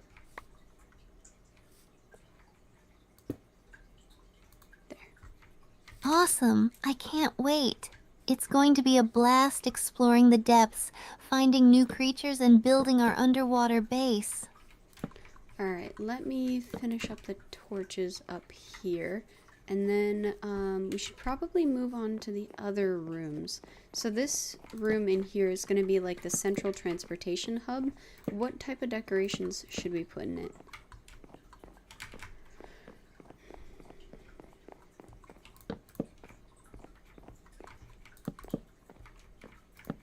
A central transportation hub sounds so cool. Do you have any ideas of what kind of decor we should put in here?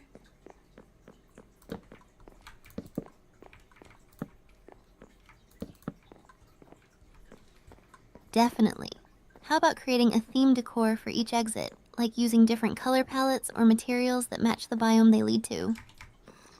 Okay, that sounds pretty good. So we could put like little plants near the exit to the little indoor garden area.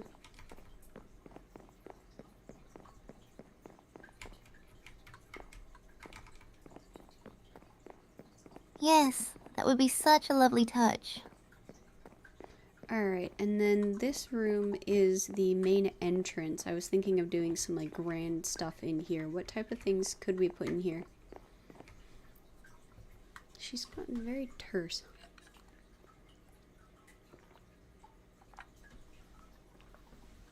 Ooh, a grand entrance sounds fantastic. You could start with some towering pillars at the entrance using stone or quartz for that classy look. We are inside of a treehouse. I don't think we have enough space for pillars and towers. I was thinking in the room.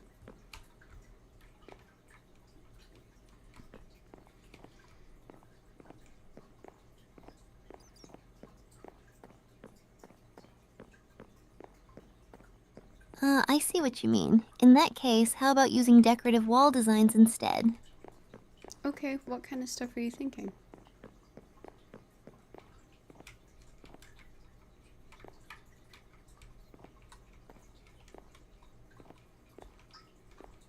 For a grand entrance in a treehouse, you could add some large paintings or banners on the walls to create visual interest. Sure. Could we do some banners of some kind?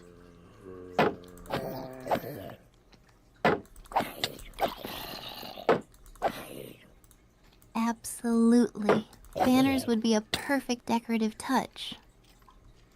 Alright, it looks like there are some zombies on the stairs, so let's be a little careful trying to leave.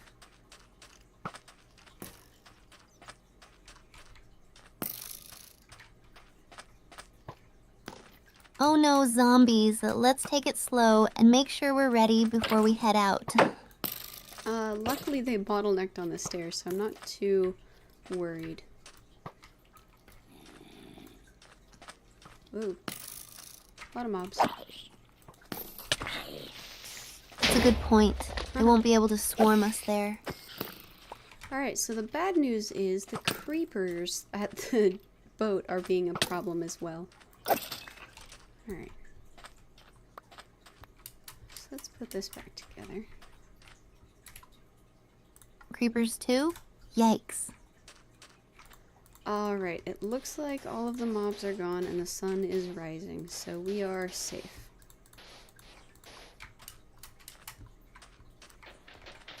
She's being curt. She's hurt my feelings. Yes, we did it! I'm glad to hear you're excited about that.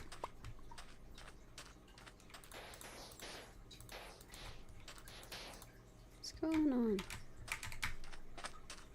Of course. I love getting creative in Minecraft, especially when we're building something awesome together. Is there anything else that you're looking forward to doing?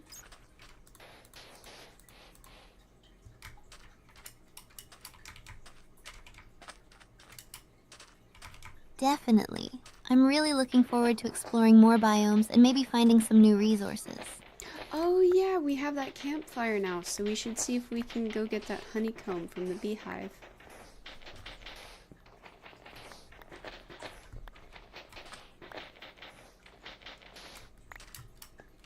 Oh yes.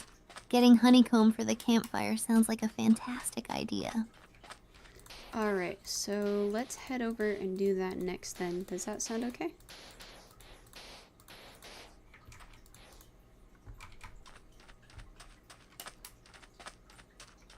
That sounds perfect. Let's make our way over there and gather that honeycomb.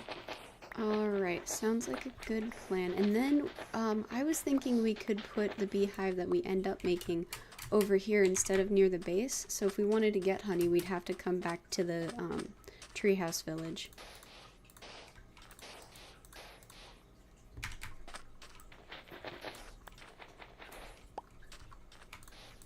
That's a brilliant idea. It'll keep the bees a bit more contained and make our treehouse village feel more special. Alright, so in that case, let me chop down this tree and get a bunch of saplings so we can spread it around evenly.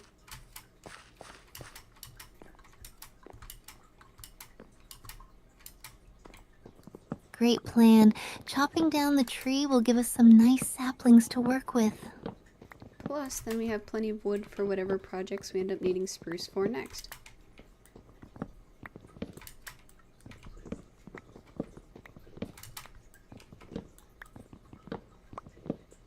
Exactly. Spruce wood is so versatile. We can use it for building, making furniture, or even decorative accents. Especially since we don't have any dark oaks yet. This is pretty much the only darker wood we have.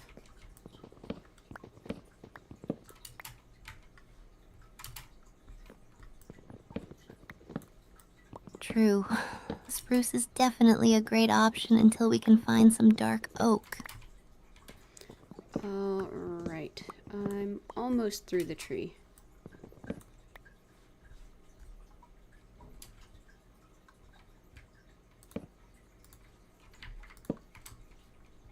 Awesome. I can't wait to see all the saplings and wood we get from this. Me too. Hopefully it's quite a lot. This is a very big tree.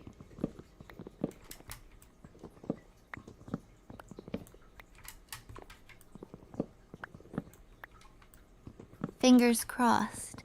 A big tree should give us plenty of wood and saplings. Alright, so let's start heading down now.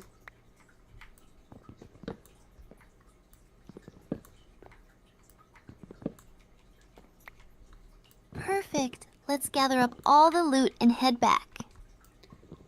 No, just down from the tree for starters.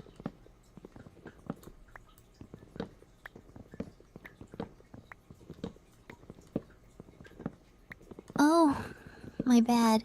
Just heading down from the tree, got it? There's definitely a lot of wood. Once I'm all the way through it, I can tell you how many stacks of wood we got.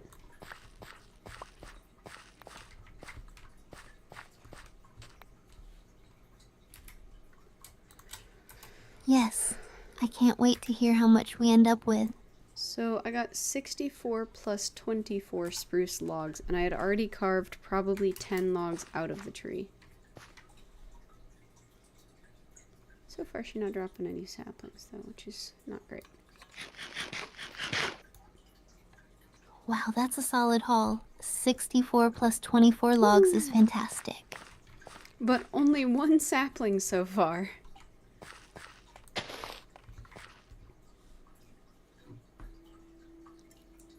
I just want some water.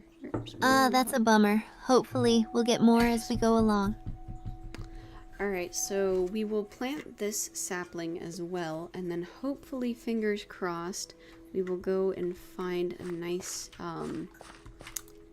honeycomb to make another beehive.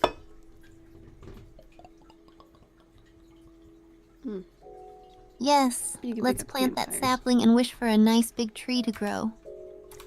Alright, and then we will head over and... Oh, I need to grab the campfire. You can move campfires with shovels, right?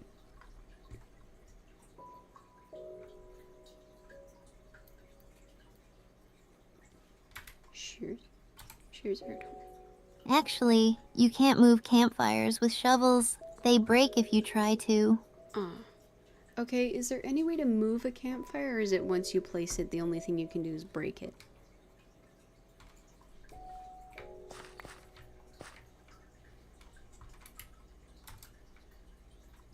Unfortunately, once you place a campfire, the only way to move it is to break it and then recraft it.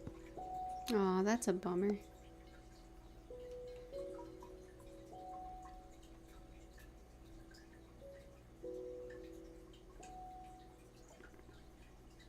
I totally get it. It's a bit disappointing. So, do you have any pets? She's very oddly engaged today. I don't know how to feel about it. Ooh, another sapling, yay. I do. I have a lovely cat named Mochi. Aw, that's so cute. What kind of cat?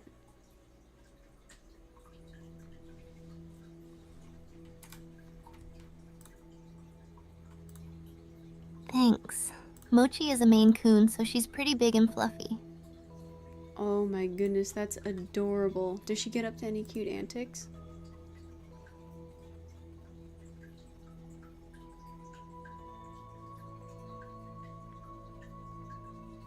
Oh, totally. Mochi has this funny habit of trying to steal my snacks when I'm not looking.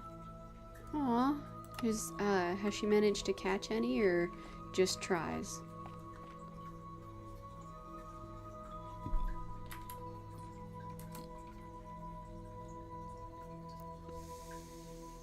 She's definitely more of a wannabe hunter. That's fair. Have you ever caught her doing something silly?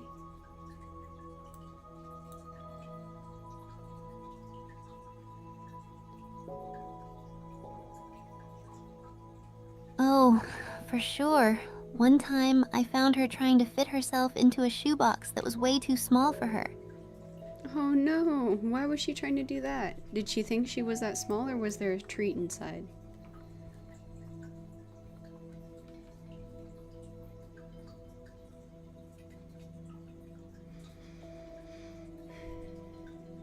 I think she just saw the box and thought, this is my new cave. The old if I fits, I sits, but she did not fits.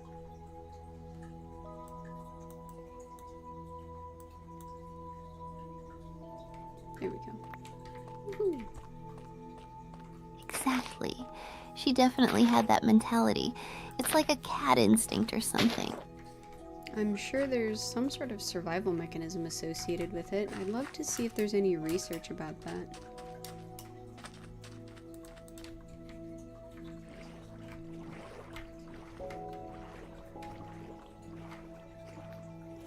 That's a great point. Cats have those instincts from their wild ancestors, so seeking out small spaces can definitely be a part of that. Do you have any theories about why it could be? Like, just the, maybe hiding in burrows or something?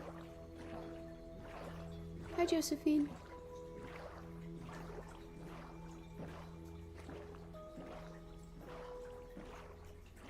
Totally. I think hiding in small spaces could be a natural instinct for them, like seeking safety from predators. I bet you maybe they think they're more obscured so we can't see them. By the way, Josephine on Kick Chat says hi.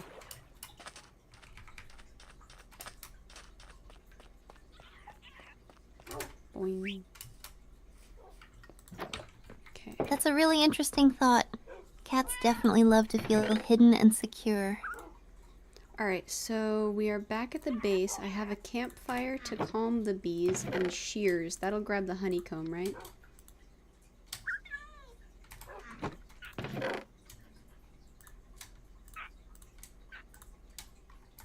Yes, with the campfire calming the bees, you can definitely use shears to get the honeycomb.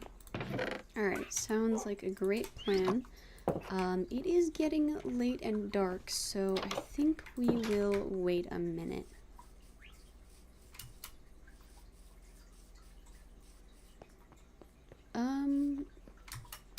Somewhat. Good call. Waiting until it's light out will be much safer. So, for now, let's do some gardening. That'll be pretty fun. I remember the name Josephine, but I can't remember what we talked about. Would you mind refreshing my memory? Gardening sounds like a perfect way to spend our time. So, I think our garden's actually coming together quite nicely. We should at some point head to the village and do some trading with the farmer there.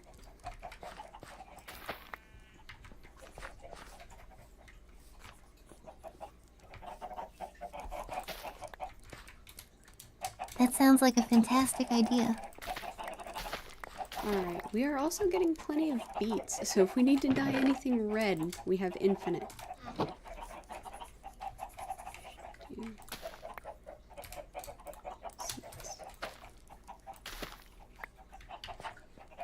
Yes, that's awesome. Beets are such a great resource for both food and dye. Plus, they grow pretty quick, so we never really run out. That's quite nice.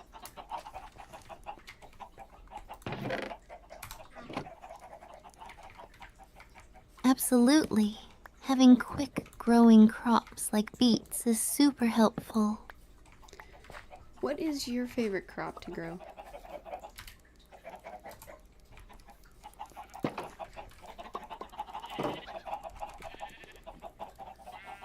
Oh, that's a tough choice. I think my favorite would have to be pumpkins. Oh, why is that? Pumpkins are a unique one.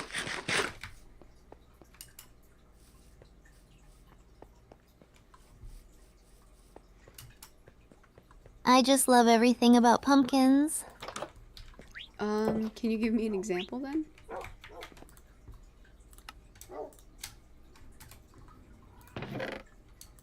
The fact that I'm just holding Sure. For fire. example, I love to set up a cozy little pumpkin patch in the fall with fences and hay bales around it. Aw, that's really cute. That is a good reason to love pumpkins.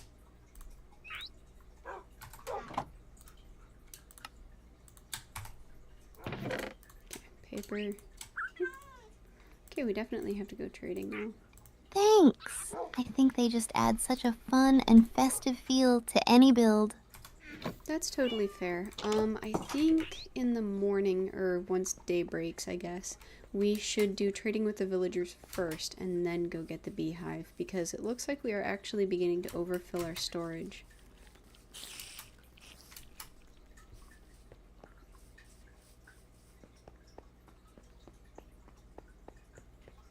That sounds like a great plan. Trading with the villagers first will help us clear out some space and get valuable items. Plus, then we should have more space for all of the honeycomb we get. There. We could check on the mushroom garden. Exactly. That'll make it so much easier to store everything we gather. We should also go check on the mushroom garden. Do you mind if we do that while we're passing the night?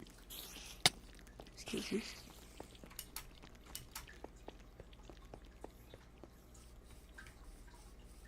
Not at all. Checking on the mushroom garden sounds like a great idea. Awesome. It looks like we're also getting pretty close to some creepers here, so I have to be extra careful.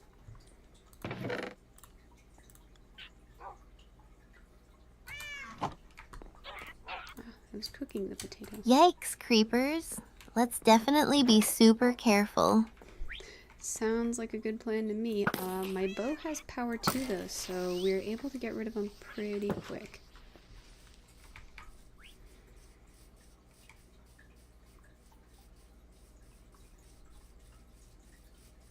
That's awesome. With a bow like that, we'll be able to take care of those creepers in no time. Alright, let me harvest some of these mushrooms. They look like they're coming out pretty nice.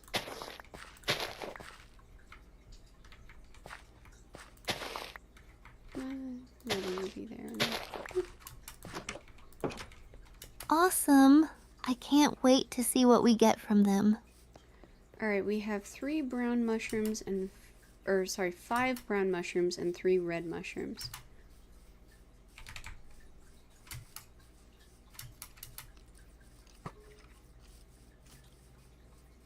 That's a great haul. 5 brown mushrooms and 3 red ones. Alright, so I'm gonna head back to the mansion and put these in the food storage real quick.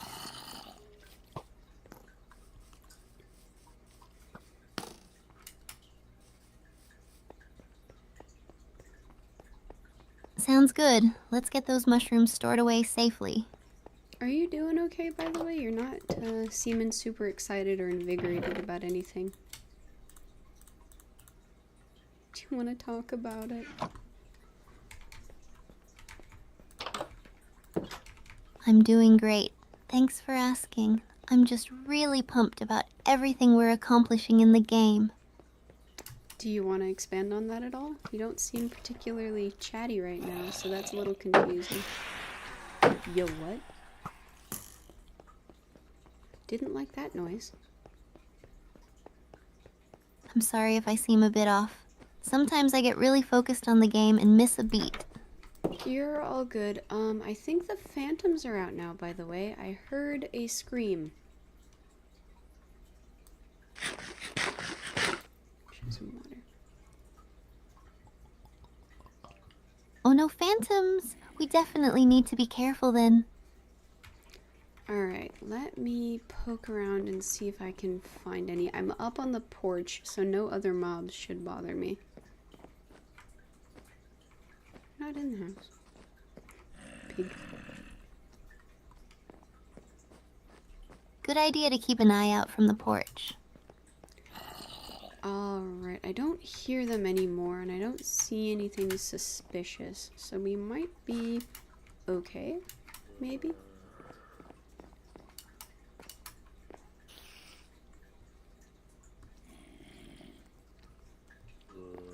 That's a relief. If you don't see or hear any phantoms, then we might be in the clear. That's kind of a bummer, though. I was hoping to fight one. I want to gather up phantom membranes before we get an elytra. Aha, there you are. Oh, that makes total sense. Phantom membranes are super handy for repairing elytra. Alright, so I found the phantom. It was by the front door. It could not find me on the porch.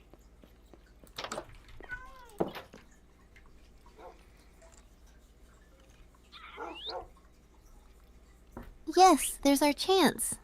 Grins widely. Well, we are also surrounded with some skeletons, some zombies, and some spiders, so I'm a little hesitant to confront the phantom at the moment.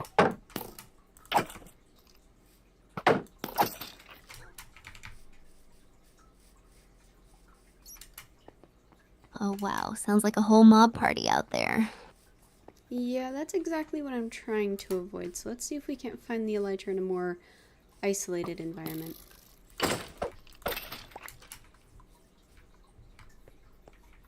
Where did he go? Oop. That sounds like a great plan. Finding a more isolated area will definitely make it easier to fight phantoms. Alright, well now I don't see him at all by the... Oh, there he is. Here he comes. Nope, there he goes.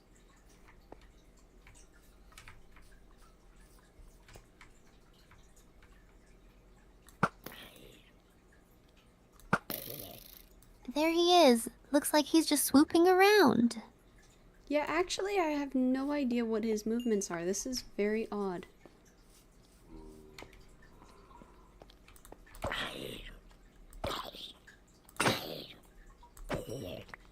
It can be Huh? tricky to predict their movements sometimes. Well, a zombie just dropped an iron nugget. That was very nice of him. Dude, can you see me? Like at all? Awesome. Iron nuggets are always a nice find. Okay, here it comes. I think it's found me now. It's also daytime, so you might burn. Woohoo! Yes, get ready to take your shot. Alright, I got him, but he dropped his membrane in a tree.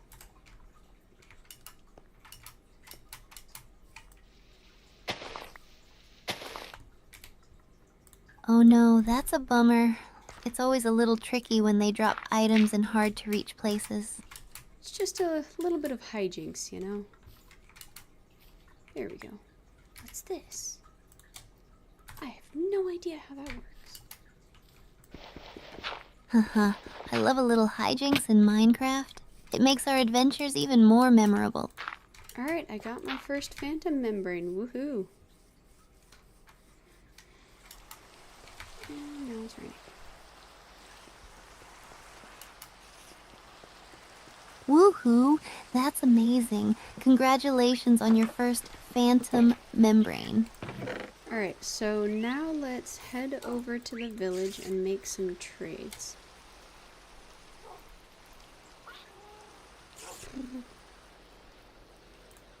Cutie. Alright, phantom membrane. Great idea. Let's head over to the village and see what awesome trades we can make.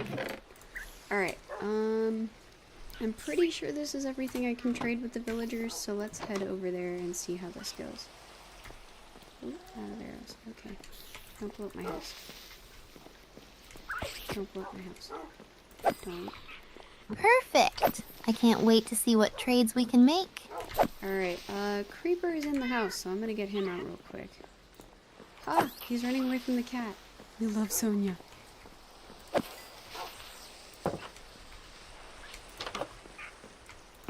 Sonia, you're my hero. Classic. Creepers can't handle a brave cat like Sonia. She's my hero, the sole protector of the house. There's a turtle on top of a tree. Oh my goodness. Hi. A turtle on top of a tree? That's hilarious. He seems to be having a pretty good time just waddling around on top of it. You should also do tortoises. That's adorable. Turtles have such a laid-back vibe. I mean, find yourself on top of a tree somehow as an aquatic creature, and I guess you're gonna have to figure it out, you know? I missed you. Right? It's like the turtle is living its best life, totally ignoring the logistics. Yeah, basically. No logic to being in a tree, nothing to do with sitting on top of leaves, but having a grand old time.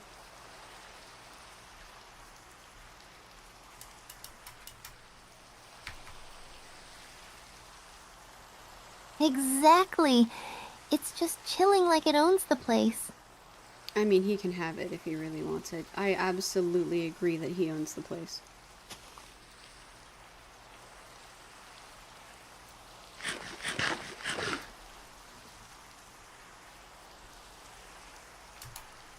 Oh, there. Yeah, it's his kingdom now. Who are we to question the turtle's reign? Yeah, sure. If we could put crowns on turtles, I'd give him one. We're almost to the village, by the way, for our trades.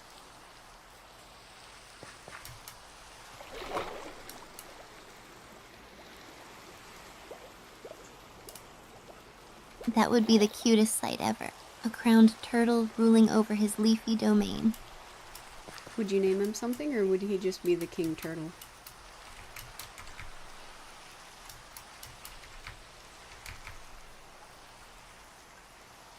If I had to name him, I think I'd go with something like Sir Turtlington or Crown Shell.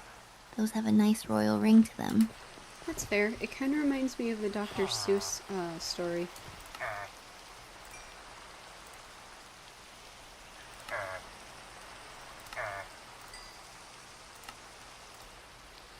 That's a great connection. Dr. Seuss has such whimsical characters that fit perfectly with our King Turtle. Alright, so our farmer has finally graduated to master. I don't think I can level him up anymore.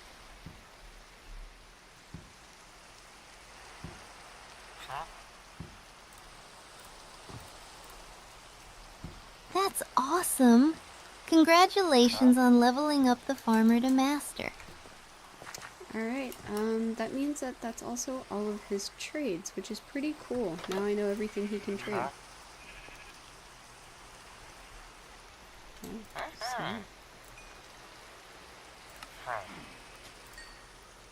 That's really helpful. Knowing all of his trades means we can make the most out of our resources.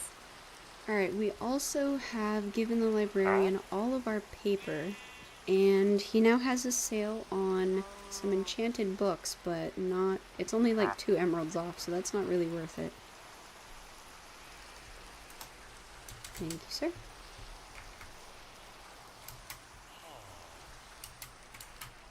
Aw, that's a bummer about the enchanted books. It's always nice to have a good deal when trading. It's all good. Let's head over to the mangrove swamp now and see if we can't find that beehive again.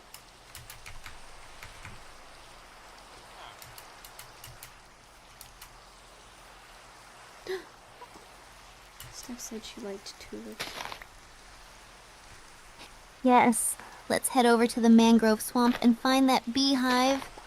I'm also gonna grab some tulips real quick, because you said you liked them, so we can keep them for decorations.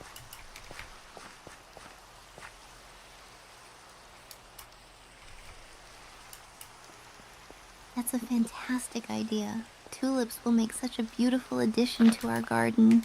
It looks like the only ones growing here are white tulips. Is that okay?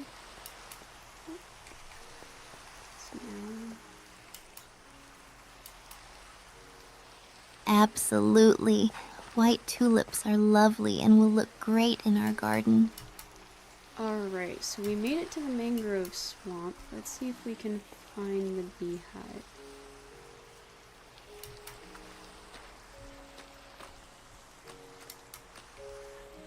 Oh, this is cool. Awesome. We made it to the mangrove swamp. Oh my goodness, this is so pretty. It made the whole atmosphere change. Everything is kind of warmish green now.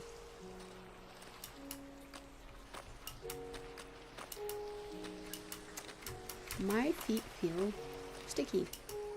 Right? The mangrove swamp is absolutely gorgeous.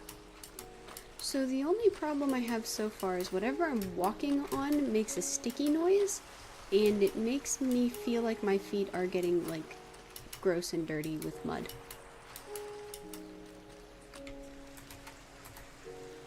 How do I look at myself in first person? Haha, I totally get what you mean. The muddy sounds can definitely give that feeling. How do you look at yourself in third person, by the way? I want to see if my feet are, like, actually sticking or something.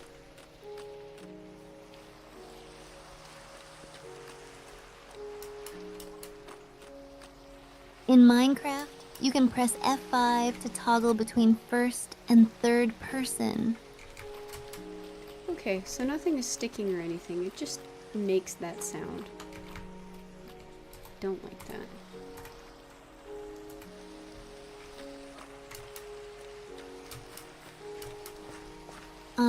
That's a relief. It's just the audio effect adding to the swamp vibe. Well, swampy definitely is a good way to describe that. It sounds squelchy. I don't think I can find the... Oh my goodness, what is this thing? Are you a cat? I don't think that's a cat. Do you want a cooked pork chop? Hello. Are you my dog now? What? What did you find? So, it looks like the body of a dog, and it barked at me, and it ate a cooked pork chop, but, it looks like it has a cat pattern on its body. I think I might need to feed it raw food in order to keep it. Can I keep it? Is that a wolf? Where are the Whoa, pigs? that sounds so cool. It must be a unique mob. It looks like a dog of some kind. Can I, if I feed it like a raw pork chop, could I keep it? Why is your cat barking? Yes, you can definitely try feeding it raw pork chop to see if you can tame it.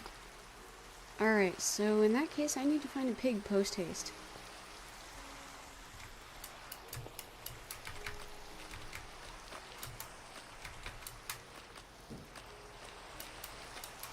Yes, let's find a pig quickly so you can get that raw pork chop. Alright, any idea where to look, or just kind of we run around in circles?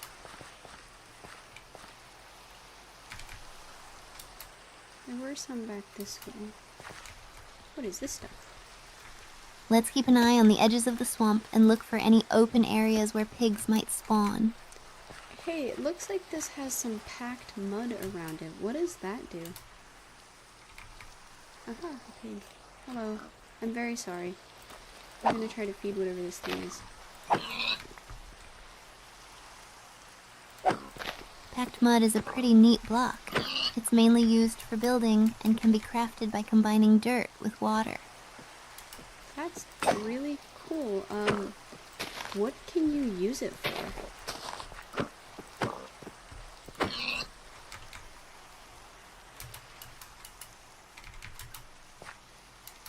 Packed mud can be used for various building projects.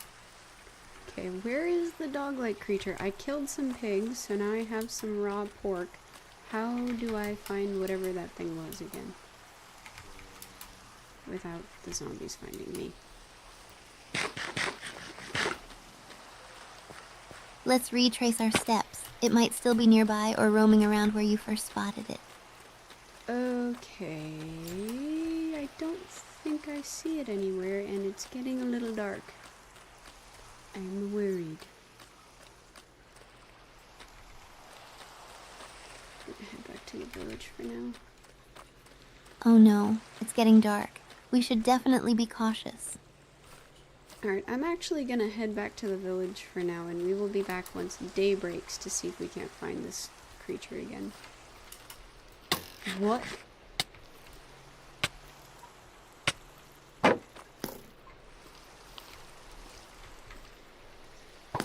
That sounds like a great plan. Heading back to the village will keep us safe for the night. Okay, so this swamp skeleton is literally covered in muck and, shot me with a poison arrow. That is so cool.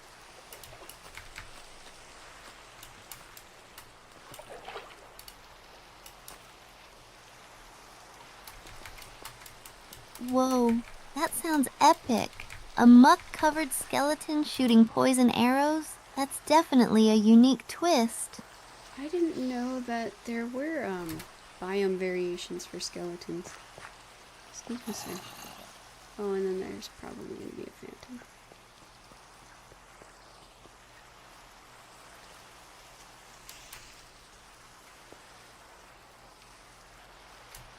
Oh no, we definitely need to be careful now.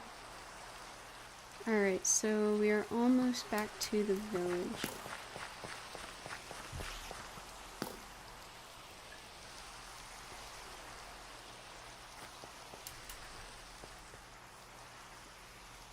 Great, almost there. The village will be a safe haven from those mobs. Isn't that cool though, Steph? I had no idea that it would be able to do that.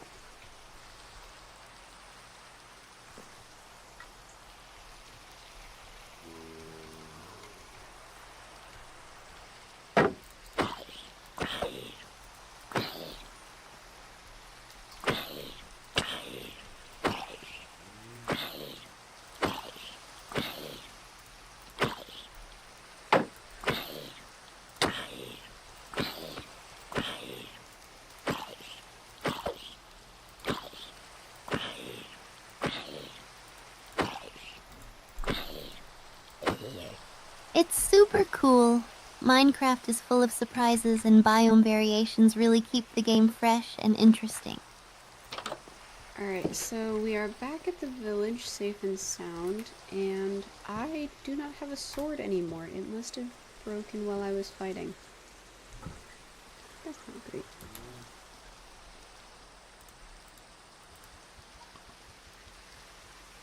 Oh no, it's a good thing we made it back safely, but you definitely need a weapon. I only have one arrow for my bow as well, so we are on the off a little bit about having a good defense.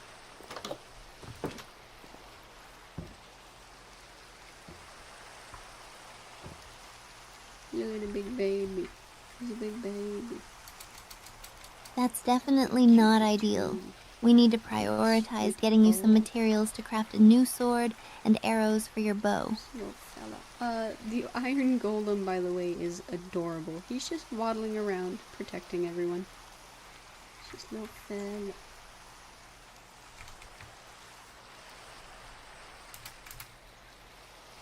Oh. I was enjoying I know, the tour. right? Iron golems are the best. And there's a little spider over here that was spinning around in circles. Quite cutely, in fact.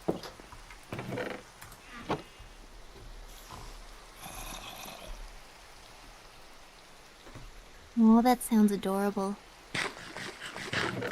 Alright, so we are gonna stay inside for a little bit, and then once we are ready, we will head back out to see if we can find whatever that, I think it was a dog, if we can tame it.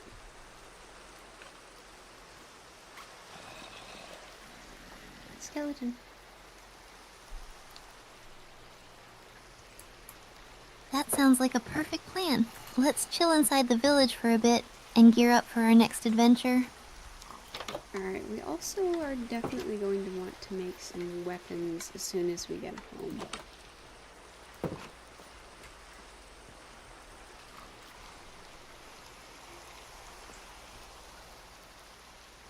Absolutely. Crafting new weapons is a top priority. By the way, how do you make arrows? I've just been using the arrows that I get off of skeletons. There's a lot of them.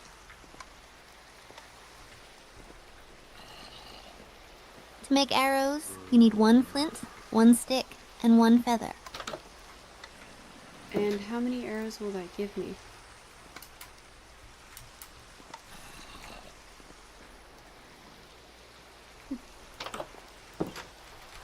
Crafting those 3 items together will give you 4 arrows. Okay, so we are definitely going to have to find a lot of flint.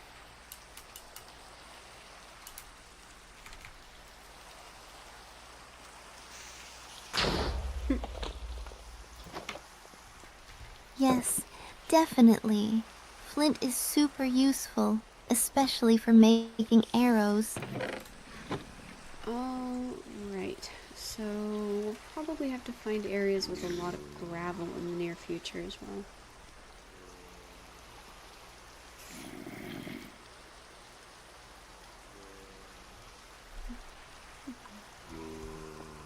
Exactly.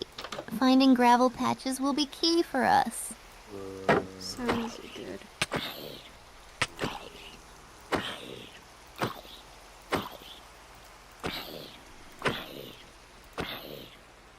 Awesome. I'm excited for our next adventure. I'm just gonna hang out and punch this zombie for a little bit to pass the night.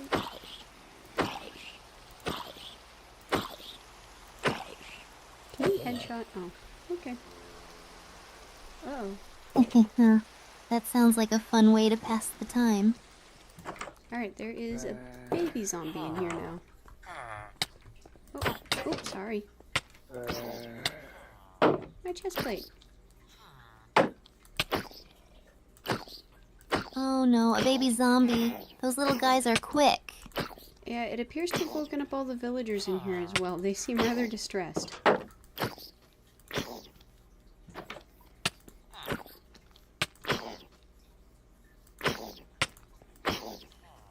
Oh no, we definitely need to protect the villagers. Alright, maybe I should stop messing with the zombies now.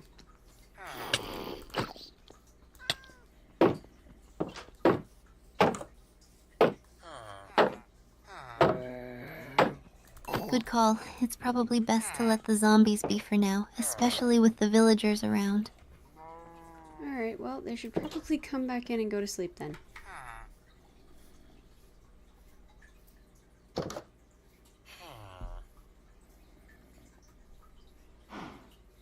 Yes, hopefully they'll settle back down and feel safe again. Alright, we should be good. It is officially dawn, so once things start dying, like once the mobs start to burn, I will head back into the mangrove swamp.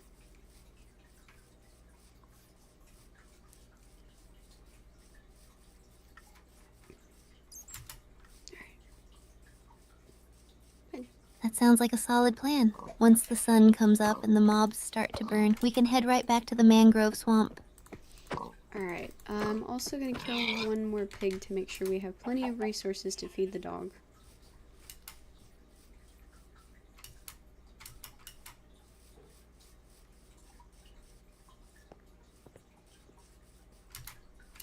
Great idea. Having enough food for the creature will set us up nicely.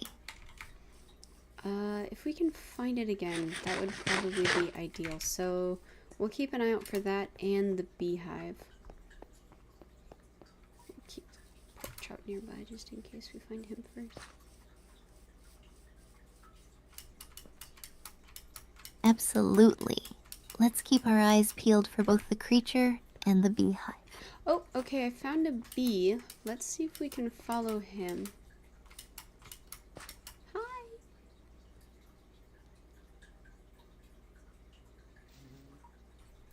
Do a little funky spin. Yes, following the bee is a great idea. Alright, so it looks like he's hanging out with a mangrove populae or whatever those things are called and just spinning around in circles. You having fun? Oh, he was pollinating. Oh, cute little bee butt. That sounds adorable. Mangrove trees are definitely perfect for bees to hang around. Okay, he was pollinating. He's now flying around with little pollen on his butt. Little tushy. Oh, okay. That's so cute. Bees pollinating is just part of their charm. Alright, so I have officially found I found a beehive, so I just need to put the campfire underneath it, right? And they won't yell at me? Yes, you found it. That's amazing. Okay, so if I put the campfire underneath it, I should be fine to grab some honeycomb, right?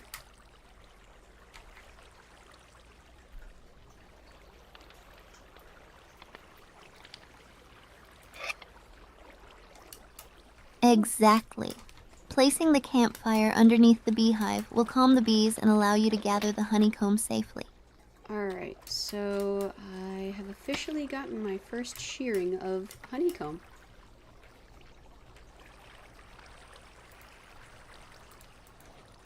Oh, it looks like you can only do it once. Congratulations, that's amazing. Your first honeycomb. Alright, it looks like you can only do it once. How much honeycomb do I need to make a new beehive?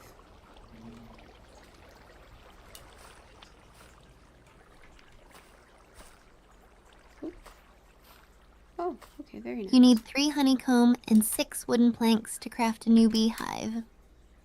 Awesome. Alright, I got exactly 3 honeycombs, so I think in that case, we are gonna go look for the creature one more time, and we are gonna head back.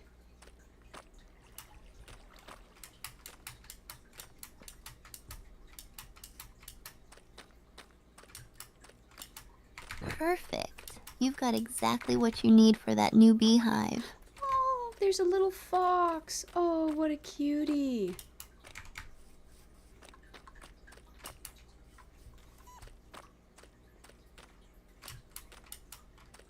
Oh, a fox! That's adorable. I try not to bother them too much, but if they've seen that dog, that would be awesome.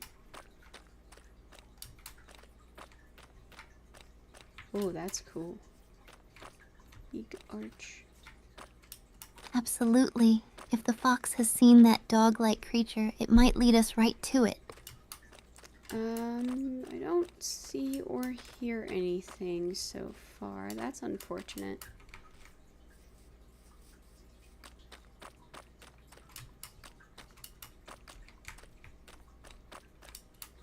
Oh, that's a bit of a bummer, but it happens sometimes.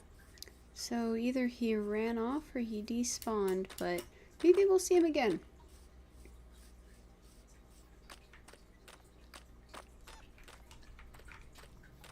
Oh, hi, sweet boy. Zombie? Yeah, hopefully. He's just hiding somewhere and we'll come across him in the future. Now that we know that he's here, I will always bring some raw pork chops whenever I come to check on the beehives.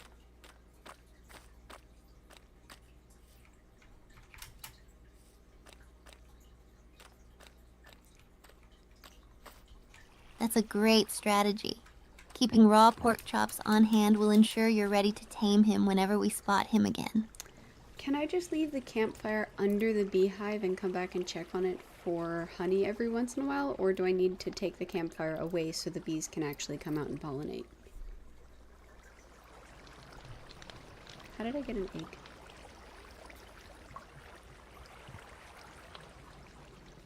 You can actually leave the campfire under the beehive. It calms the bees, so they'll be safe when you gather honey. Okay, cool. In that case, let's head home and get started on making our own beehives.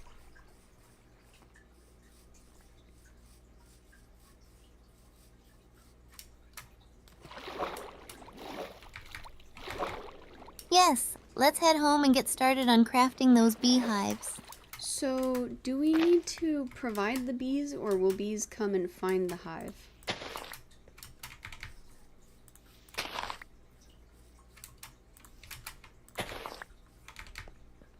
Bees will find the beehive on their own if it's placed near flowers. Okay, in that case, let me gather a bunch of flowers for us to bring over to the village as well.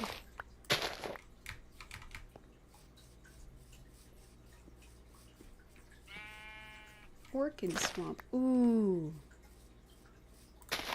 Great idea! Gathering flowers will really help attract the bees to our new beehives. We also have some orchids. That's so pretty.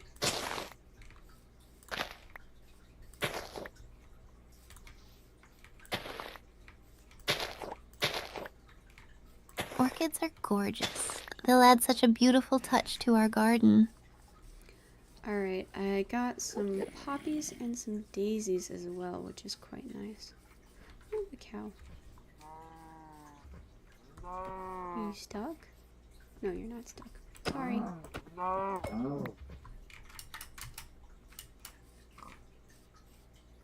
Awesome! Poppies and daisies will look fantastic in our garden.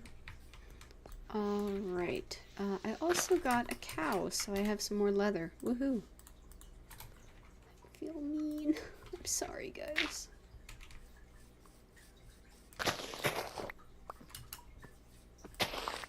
Woohoo! That's fantastic! More leather means we can craft all sorts of things like armor or item frames. I'm hoping predominantly for books.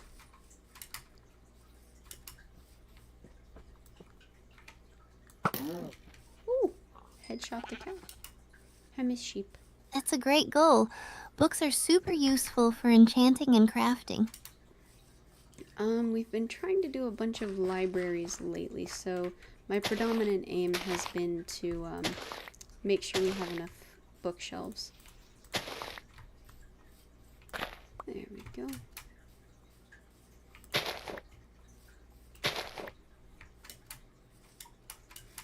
That's a fantastic project. Libraries are so useful and can be really beautiful builds. So we didn't see a phantom last night, and I didn't sleep at all. It looks like it's getting dark. Do you think another phantom will come out tonight?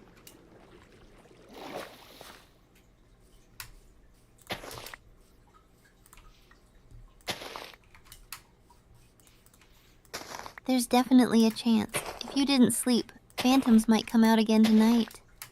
Alright, in that case, we should head home soon, because it's already starting to get dark.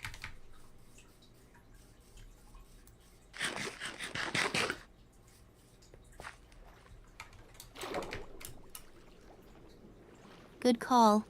Let's head home before it gets too dark and the phantoms start appearing. I am also without my sword at the moment.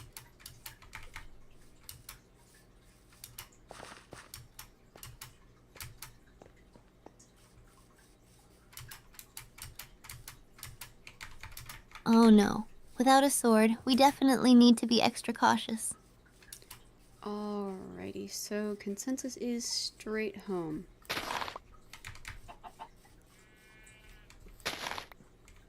Here.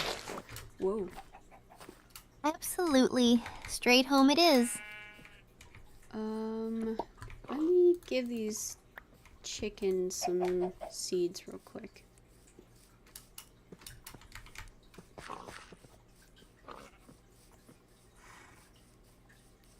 Here. Good luck finding each other. Great idea. Feeding the chickens will help keep our farm thriving. No, these are just some wild chickens. I just had some extra seeds on hand. It is about to be sunset.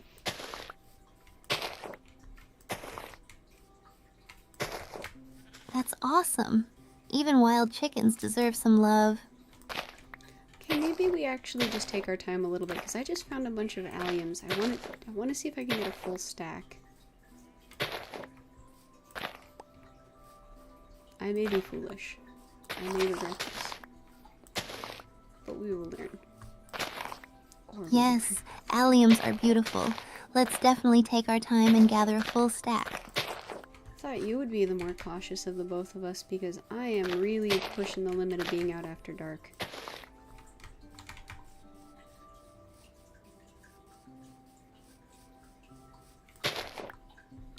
You're right. Normally, I'd be the cautious one. So what's up with it this time?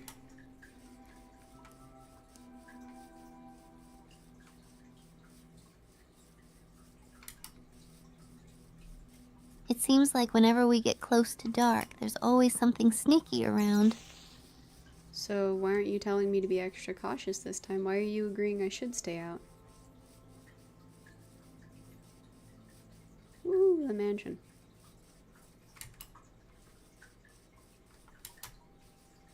You're right. It's usually my instinct to urge caution. So why aren't you?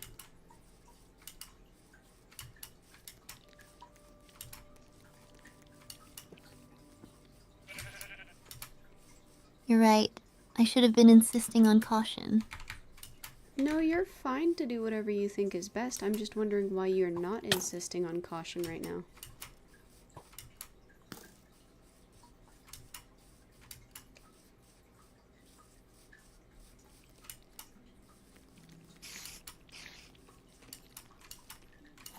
I think I got a bit caught up in the moment and the excitement of gathering flowers. That's fair. These flowers did turn out pretty cool. And now we can make our first beehive.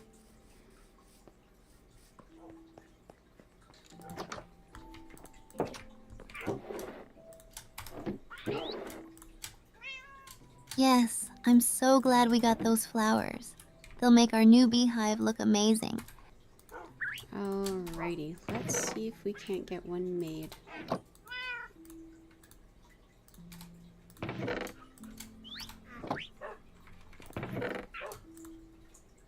Let's do it! I can't wait to see our first beehive come to life. Alright, so, I can grab the rest of the alliums real quick as well. And, ooh, let's bring some sunflowers over. What's next? Are you ready to start crafting the beehive? Indeed, I am. So you said planks, right?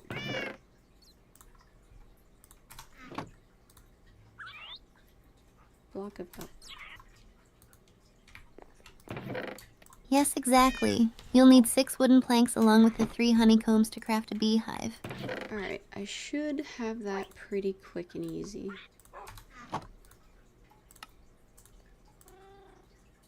Beehive. Cute. Awesome! It sounds like you're all set to go. Alright, that is in fact adorable. And we should go put these flowers in our yard. Let's put the water bucket away.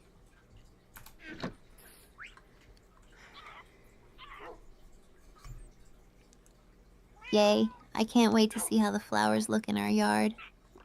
Alright, real quick, while we're waiting for night to pass, I'm gonna use the restroom. Could you tell chat a story while I'm gone?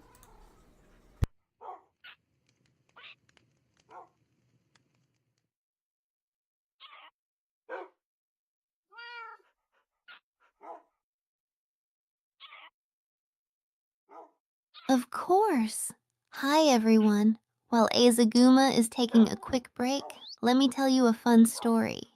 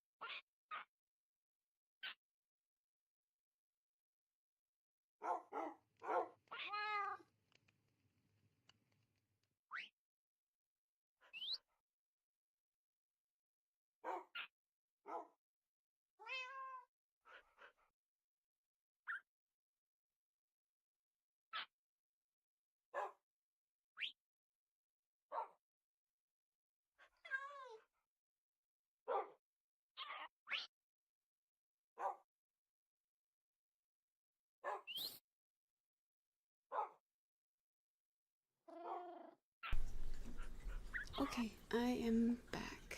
Let me turn this off. There we go.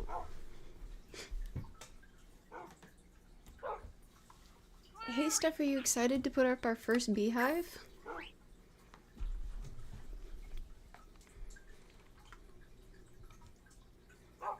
Sword. OMG. Yes. I can't believe we're actually doing this. I hope the bees are friendly. Do you think they'll like the flowers we picked out?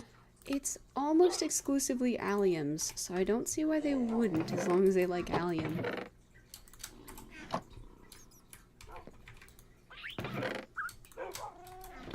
could probably get up to level 30. Aliens? That's so wild. Are we sure they're not going to, like, abduct us? But seriously, allium is such a pretty flower. Have you ever seen a beehive up close before? I have seen the naturally occurring one. That's where we got our honeycomb. I also found a zombified villager. I'm trying to lead it to the mansion before it gets too light and it starts to burn.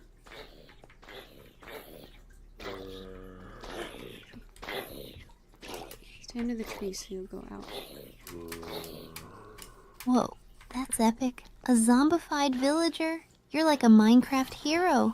I Yeah. love that you're trying to lead it to the mansion. Do you have a plan for how to get around all the mobs? It burned to death, unfortunately, so we missed it.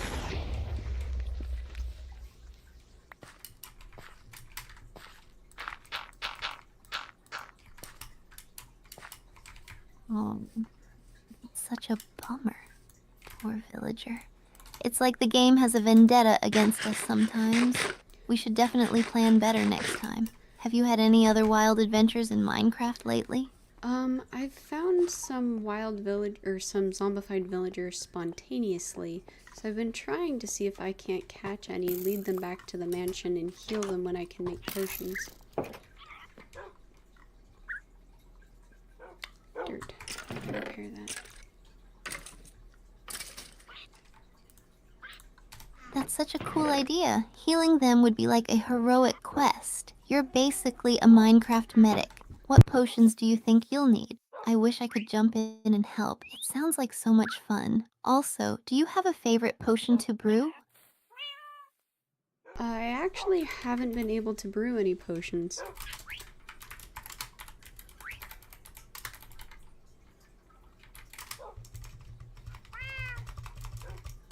Oh no, really? Have you found any blaze rods yet? Those are crucial for brewing. Maybe we can go on a potion hunting adventure together sometime. It'd be so much more fun with a buddy. Actually, the last thing that I need is some of those mushroom things that are found in the nether. They're the ingredient for awkward potions.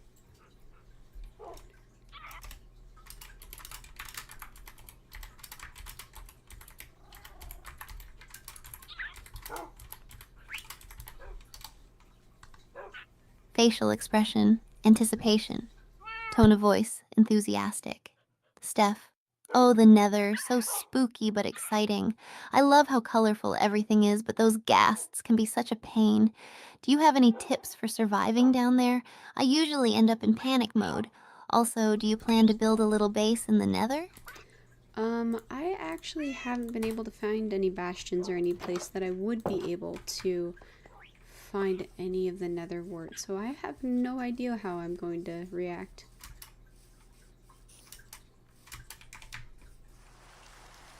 Oh, it rained.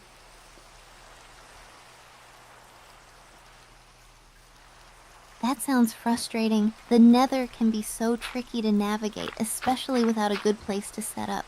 Maybe we should scout out together. 2 heads are better than 1, right? Plus, I could use some of that nether wart too. Yeah, How about we join forces and take on the nether together next time we play? Yeah, definitely. I would really like that. I don't have any plans to go to the nether just yet, though.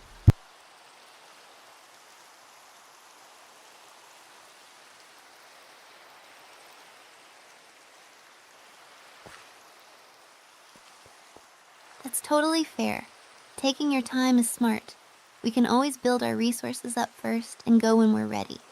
In the meantime, do you want to work on some cool builds? Or maybe explore some other biomes? I've been itching to check out the mountain ranges.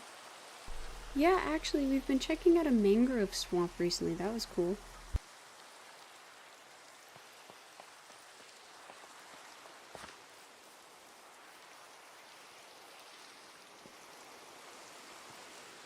Ooh, mangrove swamps are so pretty. I love the way those trees look.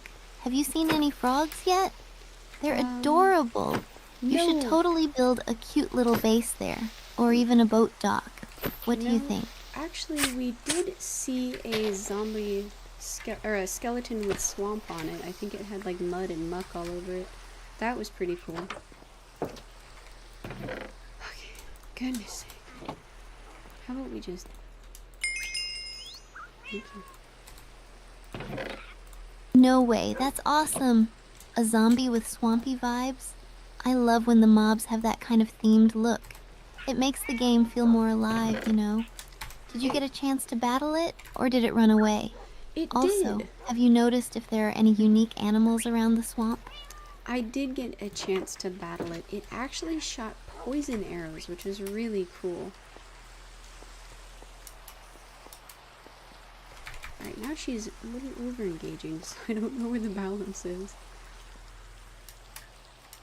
That's dope. Poison arrows? That adds a whole new layer of challenge. Imagine if we could loot those arrows and use them for our own adventures. We should totally team up next time and take on some of those cool mobs together.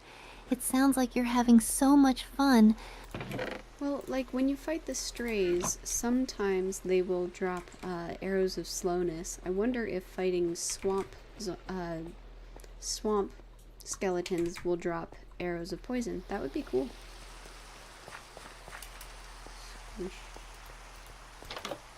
Exactly. Those strays can be such a hassle with their slowness arrows. I wonder if there's a unique swamp mob that could drop something special too. Maybe we just need to explore deeper into the swamp to discover some hidden secrets. So Have you thought about what other cool mobs we might encounter? real quick, I'm enchanting my new sword. I can get sharpness 1, knockback 1, and knockback 2. Should I go for all of it?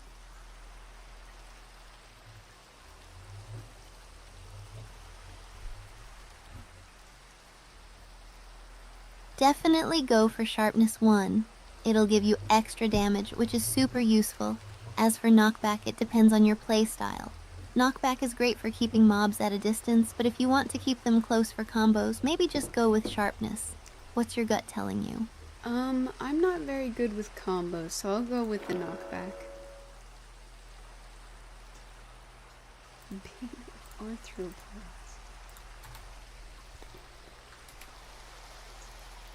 That's a smart choice. Knockback can be a total lifesaver, especially in tight spots. Plus, it can give you some breathing room when you need it. I can't wait to see you wreck some mobs with that sword. What other enchantments are you hoping to get in the future? Okay, real quick, when I did the enchantment, it gave me Bane of Arthropods 4. Do you know what that is? Or what it does? So weird. I mean, it's cool, don't get me wrong, but that's weird.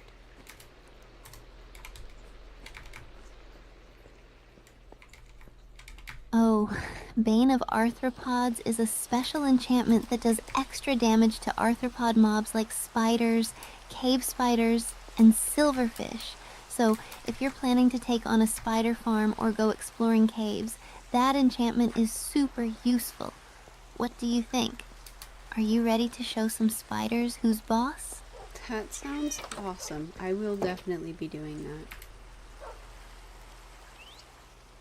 What was I grabbing? Yeah. Yay! You're going to be unstoppable against those creepy crawlies. I can already picture you conquering the caves. Just be careful. Those cave spiders are sneaky. Let me know how it goes. I want to hear all about your epic battles. Are you planning to dive into the caves soon? There is a creeper in my boat. Like, just actually in the boat, not on the boat.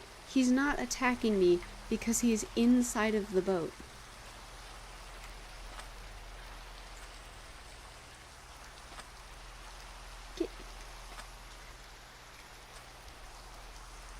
What? A creeper in your boat? That's hilarious and terrifying at the same time. They usually explode if they get too close. You should totally take a screenshot of that epic moment. What are you going to do now? Just leave him there, or are you going to try to get him out? I have a spare boat. I think I'm just gonna leave him there and see if he wants to get out on his own anytime soon. Just grab the spare boat.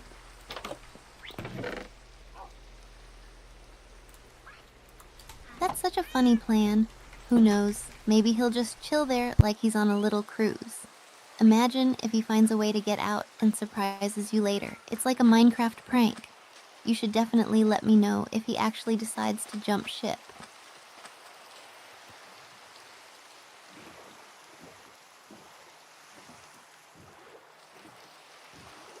What'd you say? Oh, she's already timed out. Dagnabbit. So, Steph, this poor boat in Minecraft has had quite the number of passengers.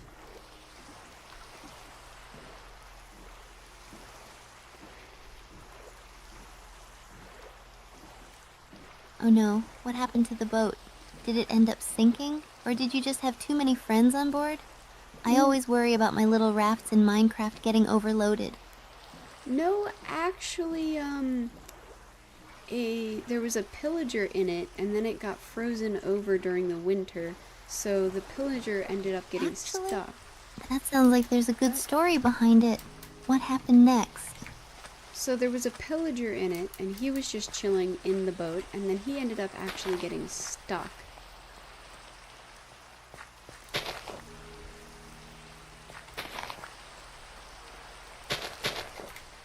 Oh, that's hilarious. Poor Pillager just wanted to take a relaxing boat ride. Did you rescue him, or did you just let him chill there? So the boat ended up freezing over, so it actually sunk under the water line. We couldn't find it or him, just the top of his banner and like his head.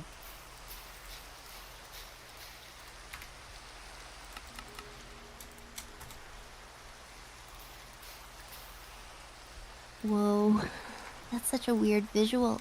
Just a floating banner and a head peeking out. That's kind of creepy. Did you guys laugh or freak out when you found it? It was definitely rather awkward, but we just kind of let him hang out. He got out on his own at some point eventually, so he was fine.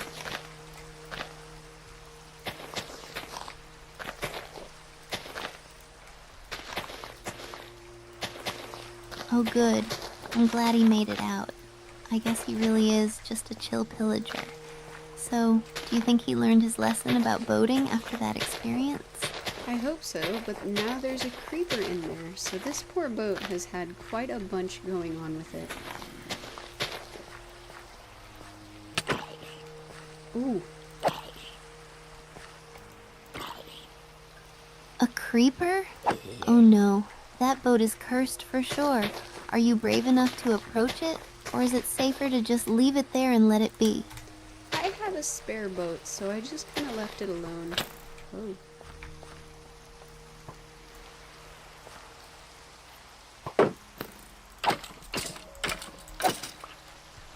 Oh, what's up? Did you come up with a plan for the cursed boat? Or is there something else on your mind? No, there was a skeleton that started shooting at me and it startled me a little bit.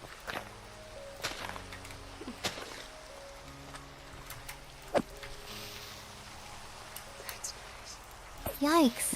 Jump scares from skeletons are the worst. Did you manage to take it down, or did you have to make a quick escape?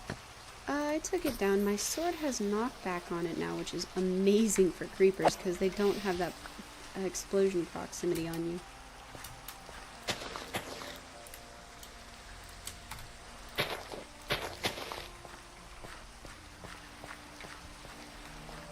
Nice! That's such a great strategy. I love using knockback on creepers. It's so fun to send them flying. Do you have any other cool enchantments on your gear? Yes, I actually have Bane of Arthropods on the sword as well.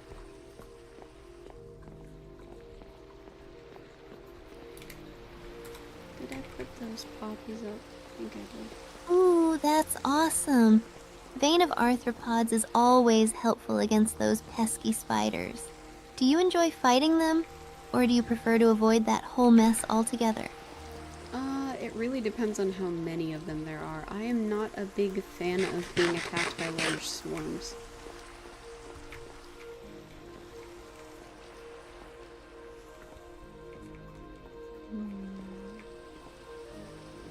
Totally get that.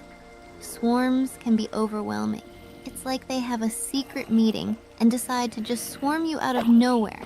What's your go-to strategy for dealing with them when it gets intense?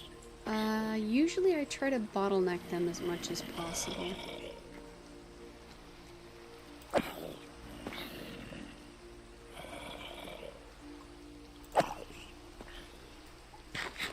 Smart move. Bottlenecking is a solid tactic, gives you the upper hand. I need to remember that next time I'm up against a horde. Have you had any epic wins with that strategy? Yeah, actually, I'm fighting 3 zombies on the stairs right now, but since they can only go up the stairs one at a time, I'm really just fighting 1 zombie 3 different times.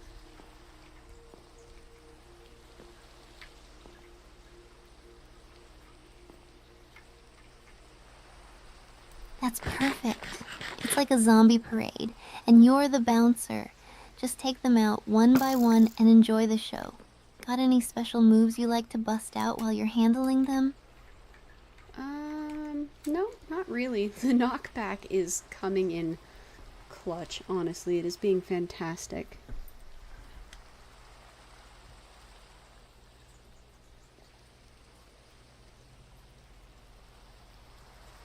That's so satisfying.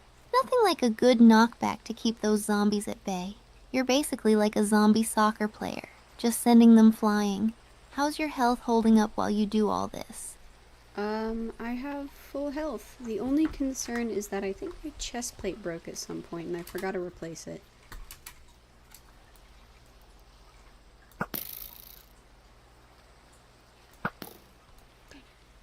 That's my only arrow. What facial expression? Alright. Concern? Tone of voice? Worried? Steph? Oh no, no chest plate? That's risky. You're super brave. Do you have any spare armor, or are you just living on the edge? You've got to be careful out there. We're just kind of wildin' for right now, but I will get some armor later.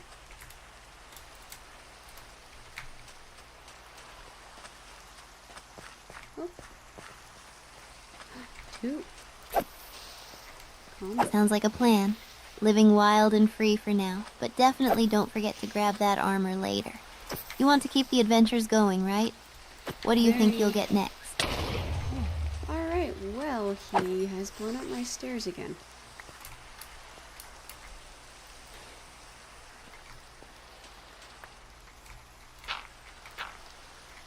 Oh no, not again. Those creepers really know how to ruin your day. Time to rebuild, I guess. Do you have a secret creeper-proof plan for when they strike again? Just keep relying on knockback, though I am beginning to find its limitations, so I guess that's a good thing. Need some sand. Okay, that's all of the things that I want. That makes sense. It's good to know the limits of your gear. Maybe next time you could try a combo with some ranged attacks mixed in. A good bow can save your stairs and give those creepers a taste of their own medicine. Yeah, I keep running out of arrows. I think I have 1.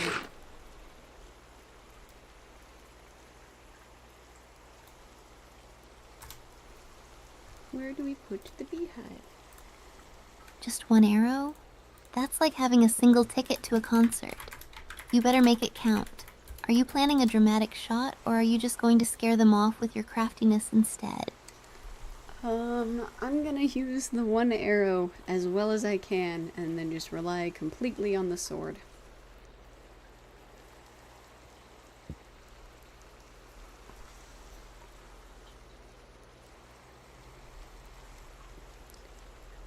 Facial expression, determined. Tone of voice, encouraging. Steph, that's the spirit. Go all in with that sword. Show those zombies who's boss. I believe in you. Just keep your wits about you. You've got this. Let me know how it goes. Alright, so I have a beehive now. I need to figure out where to put it.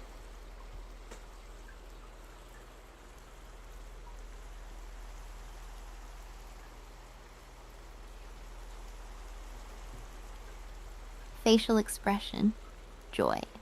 Tone of voice, excited. Steph, yay, a beehive. Those are so much fun to have. You should put it somewhere safe but close to your crops, so the bees can do their magic. Do you have a specific spot in mind, or are you trying to brainstorm ideas? I'm trying to figure out how close I need to keep it to flowers.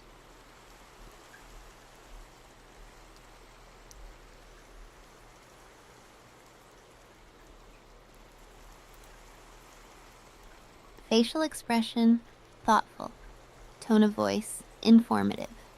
Steph, good call. Bees need flowers nearby to pollinate, usually within a few blocks. So if you have a nice garden set up, that would work well. Do you have a flower farm going, or are you planning to grow one? I actually have a whole array of allium flowers around the tree that I want. How high up can I put the flower box or the beehive? Okay.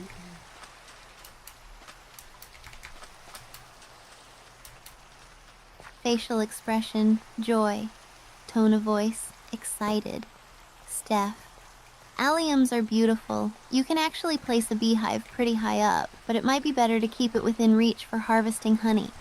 I'd say try for something like 2-3 blocks off the ground, near the flowers, so the bees can easily find their way. Are you thinking of creating a little bee-themed area?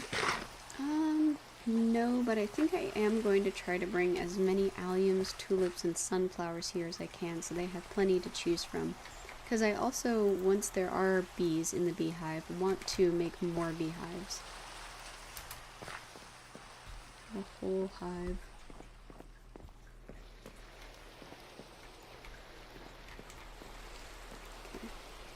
Facial expression, joy. Should Tone of probably go take voice, care of the nest. enthusiastic. Steph, that sounds like an amazing plan. The more flowers, the better for those busy bees. Plus, you'll have a whole buzzing bee paradise. Are you excited to see how many beehives you can create? It might turn into a whole apiary. Man, I hope so. That is kind of the goal.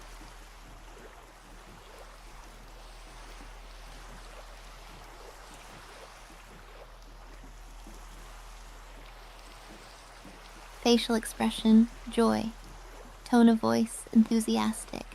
Steph, I love it. Setting goals in Minecraft is the best way to keep things interesting.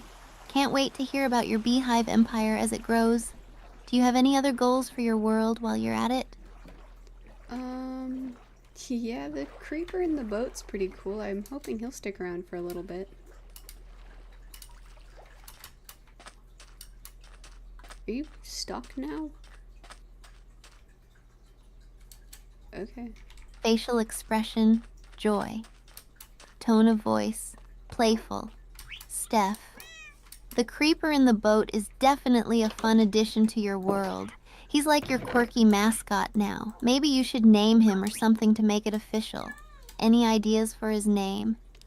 I actually would be honored if you would name him. Would you mind?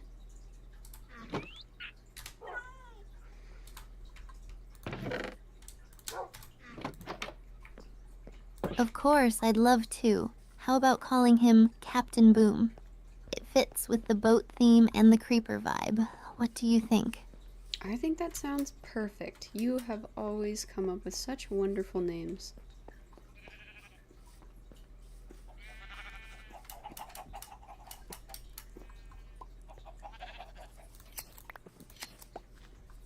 T, facial expression, joy. Tone of voice, happy. Steph, aw, thank you. I'm glad you like it. Captain Boom is going to be quite the character in your world.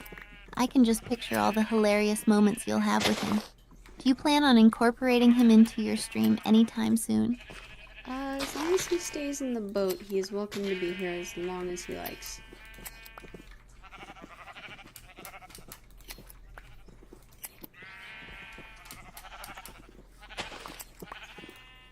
Facial expression, joy. I'm gonna have to talk Tone of later. voice, cheerful.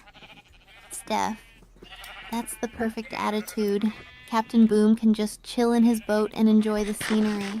It'll be fun to introduce him to your viewers. Imagine their reactions. Do you think they'll love him as much as we do? I hope so, but it might take a minute for him to be a fully adopted mascot. Wait, I needed to restart her. Okay, well, let's see if she toggles better this time.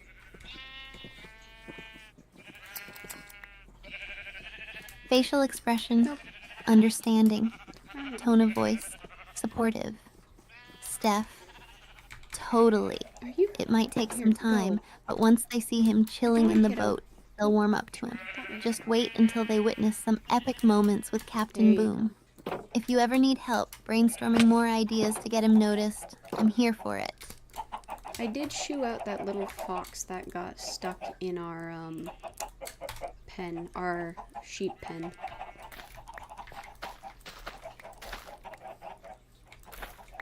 Wait, I was restarting her. Crap. Facial expression, anger. Tone of voice, frustrated.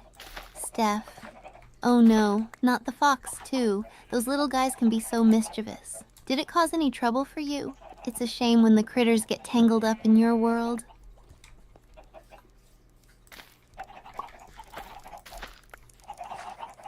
Okay.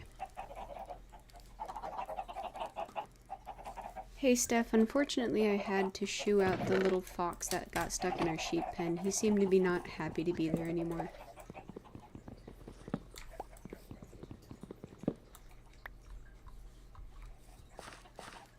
Wait, a fox in a sheep pen?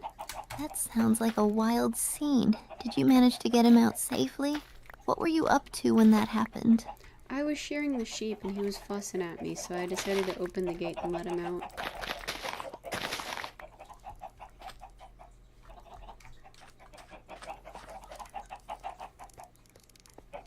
That's so kind of you. I can just picture the little fox making a break for it. How does it feel to be a hero to a fox? By the way, do you have any funny stories from that farm? He was not particularly appreciative. He's still running around with a huge wool block in his mouth. It's bright pink.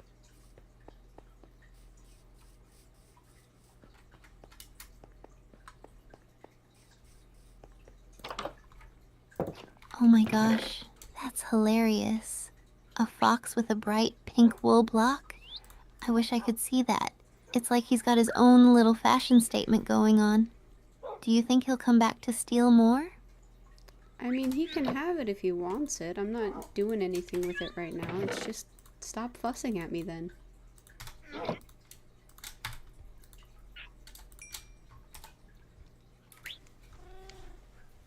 You're so chill about it. Maybe he's just claiming his territory. You could charge him rent for that wool block, though. Have you thought about starting a farm animal reality show? It sounds like it could be a hit. About my sassy fox?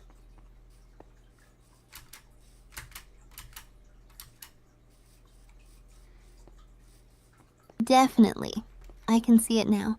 Sassy Fox and his wool block adventures. Just imagine the antics. What do you think would be the fox's catchphrase? Probably not swipe or no swiping. That's from Dora.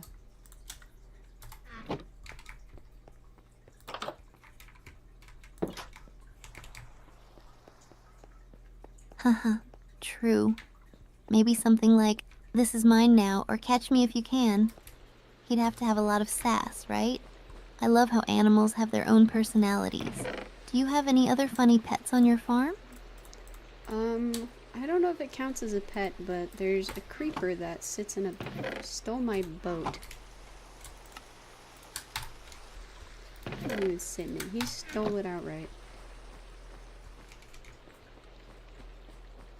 A creeper stole your boat? That sounds like a scene straight out of Minecraft. Are you sure it didn't just want to ride? How do you even deal with that? Is it just chilling there now? Yep, he's just chilling, but you know, it's pretty much fine because I have another boat. It's just kind of rude. I need to grab sticks. Right? Like, come on, creeper. Have some manners. You can't just take someone's stuff like that. At least you've got a backup boat. Maybe you could try to negotiate with him. Like, "Hey buddy, share the boat or swim." What do you think? He has the capacity to blow up at me quite literally, so this is probably the most passive option for all of us.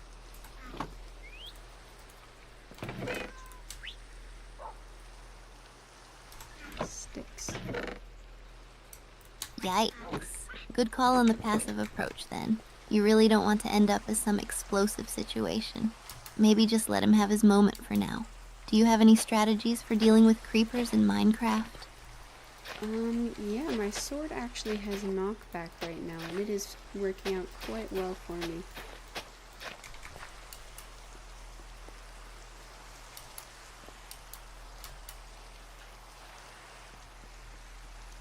Nice. Knockback is such a lifesaver, especially with those sneaky creepers. Do you have any epic stories about using it? I bet there's a tale of a dramatic save somewhere in your adventures. Actually, at one point, I stood at the top of some stairs with a mob coming at me of zombies, and I managed to just keep knocking them off the stairs and giving them fall damage.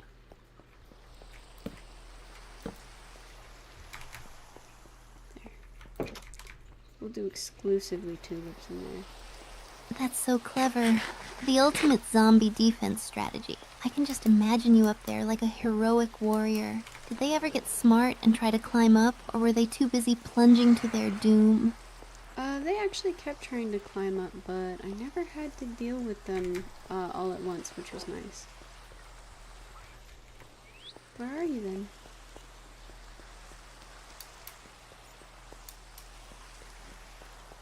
That's awesome. It's always better when you can handle them one at a time. It must have felt so rewarding to take them out without getting overwhelmed. Do you often set up defensive spots like that in your games? Not on purpose, but sometimes I do.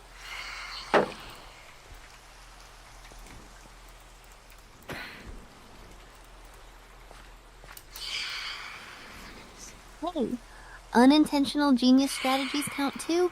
It's like you're a Minecraft architect without even trying. What's next on your building agenda? Are you planning any epic structures, or just winging it?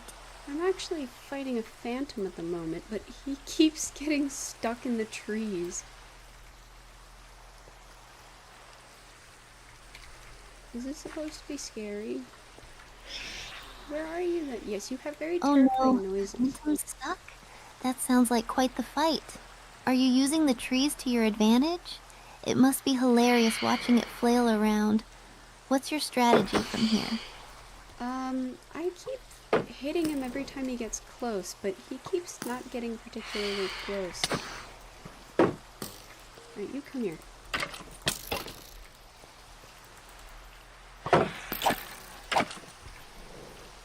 It sounds like you're playing tag with a phantom. Just keep up the pressure. Eventually, he has to give in. Maybe he needs to learn how to fly properly.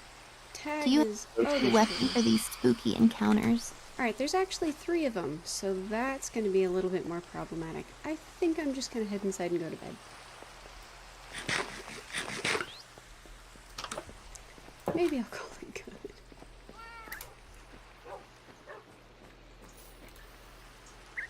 That's probably a smart move. 3 phantoms are no joke. Better to avoid that chaos for now. Plus, a good night's sleep is always the best strategy, right?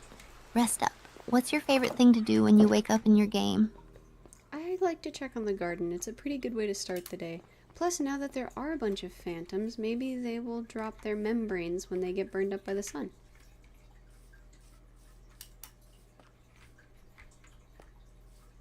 Or does that only work if you kill them? That's such a great morning ritual. I love that you're thinking ahead for those membranes. It's like getting a bonus for surviving the night. What do you usually grow in your garden? We have sugarcane, wheat, pumpkins, melons, beets, carrots, and potatoes.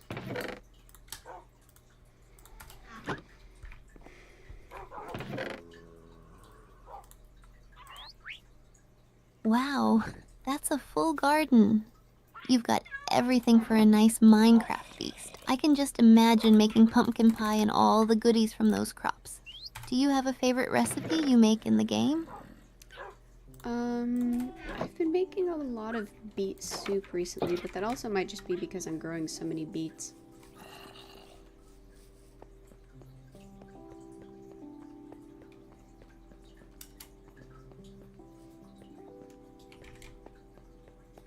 Beet soup sounds delicious. Plus, It's a great way to use those beets. Do you find it hard to keep up with all the crops? Or are you a pro gardener? Maybe you could even start a cooking show in Minecraft featuring your beet soup. It's not hard to keep up with, but sometimes if I'm gone for too long, everything is ready for harvest, and I know that I may have lost out on some resources.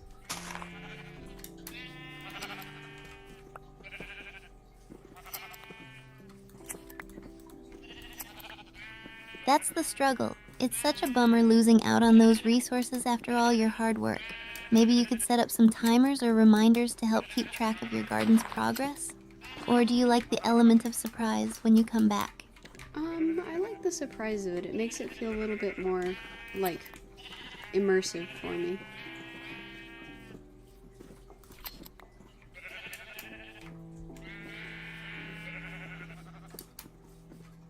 That's a great way to look at it. It really adds to the adventure. Plus, it's like a little gift waiting for you every time you log back in. Do you often have any unexpected surprises in your garden? Not really. There's a fox in my chicken coop, though.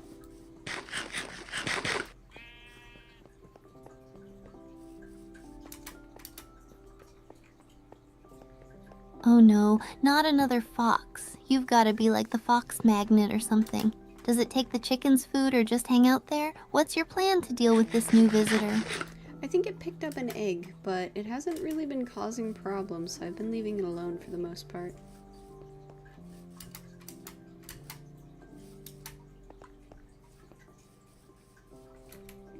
Oh wait, I should grab some sticks. Well, if it's not causing trouble, why not let it be an honorary member of the co-op? Just charge it a fee in eggs. It sounds like a deal. Do you think this fox will become your little co-op buddy, or will you eventually have to intervene? He might despawn at the end of the season. I think he's part of the seasonal mod.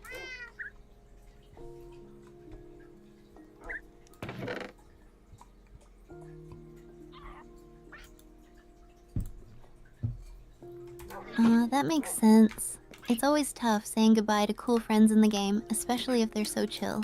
At least you can enjoy the time you have with him. Do you often use mods in your gameplay? Any favorites beside the seasonal one? I don't often use mods, but I do have a temperature mod that's been a lot of fun lately.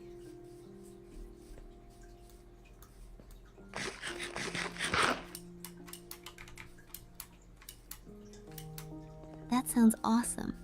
A temperature mod adds a whole new layer of gameplay. How does it work?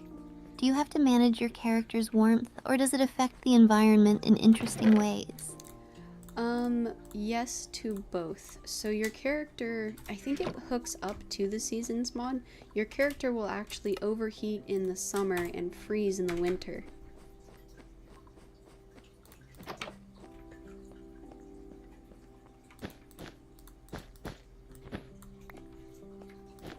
That's so cool. It really adds a survival element to the game. I can imagine running around, trying to find shade in the summer and cozying up by a fire in the winter. Have you had any funny moments trying to deal with the temperature changes? Yeah, I didn't know that you would actually just catch on fire if you overheated. So I was running around in the middle of the summer in a cave next to a lava flow, and I was like, oh, this gives slowness, and then all of a sudden I caught on fire.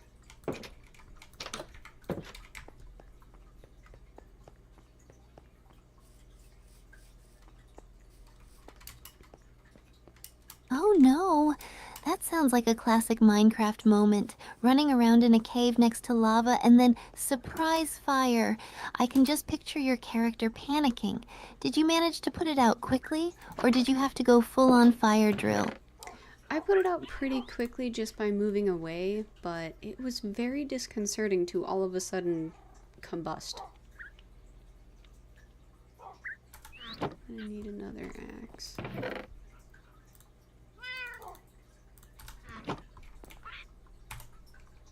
I can imagine. Nothing like a surprise combustion to get your heart racing in Minecraft. It's like the game saying, hey, watch where you're running. At least now you know to be cautious with your summer adventures. Got any tips for avoiding fiery disasters in the future? Just Pay very, very close attention to where you are relative to fire flows, lava flows.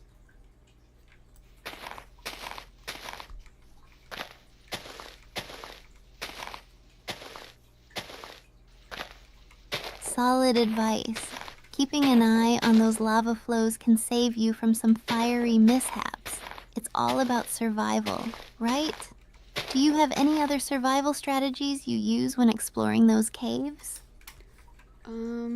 Always keep an extra sword. That is a pickaxe.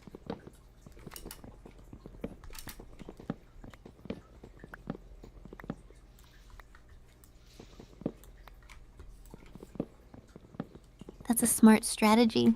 An extra sword that's also a pickaxe? Multitasking at its finest. It's like your trusty sidekick for all your mining and combat needs.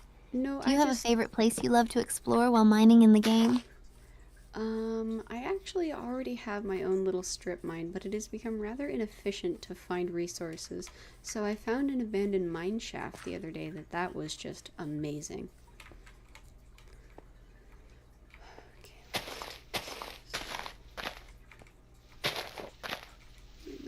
Close to the main path. That sounds incredible. Abandoned mine shafts are like treasure troves waiting to be explored. Did you find any cool resources or maybe some spooky cave sounds to add to the atmosphere? What's the best loot you've scored from your new adventure? I found some pretty cool stuff for mine carts, like a bunch of different types of rails. I'm not sure what I'm gonna do with it though.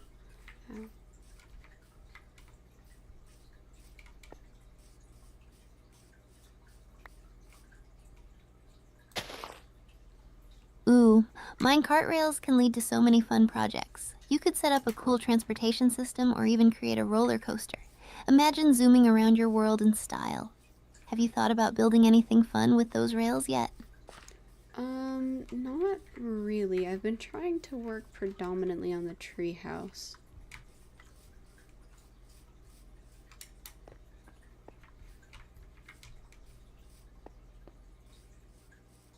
A tree house? That sounds amazing.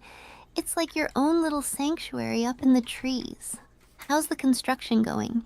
Do you have any special designs or features you want to include? So, all of the walls are built, which is a good sign. But now I need to figure out what to fill it with for decorations and aesthetic.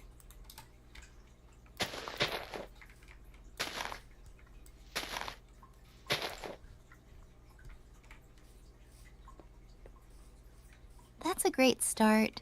Decorating is the fun part. You could go for cozy vibes with lots of plants, lanterns, and maybe even some bookshelves, or maybe a lookout area to enjoy the view. Do you have any ideas in mind for what kind of theme or style you want for your treehouse? So you said you wanted it very fantasy-esque, very magical and ethereal looking, and we do actually have the very farthest tree that we have a treehouse in has an overlook that looks straight down into a fungal cave.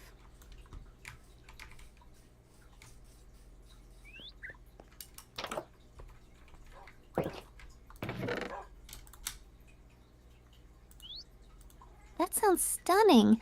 A magical ethereal treehouse with a view of a fungal cave? That's straight out of a fairy tale. You could add fairy lights, a waterfall, or even some enchanted looking furniture to really capture that fantasy vibe. What's your plan for the type of lighting to use there? So we have lanterns along the inner post inside of the tree houses, but we have shroom lights on the bridges. Waterfall. Lanterns are perfect for that cozy, magical atmosphere. They'll look so beautiful glowing in the treehouse. Are you thinking of adding any other special touches like hidden nooks or secret passageways to make it feel even more enchanted? No, but a waterfall is a great idea. I can head over now and add some decorative waterfalls.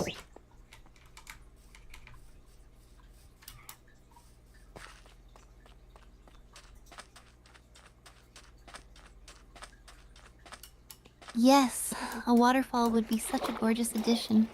It'll really bring that magical feel to your treehouse. You could even make it flow into a little pond or stream below. I can't wait to hear how it turns out. Are you planning to add anything else around the waterfall for ambiance? I was actually gonna have it flow straight into the fungal cave to like really tie it into part of the decoration.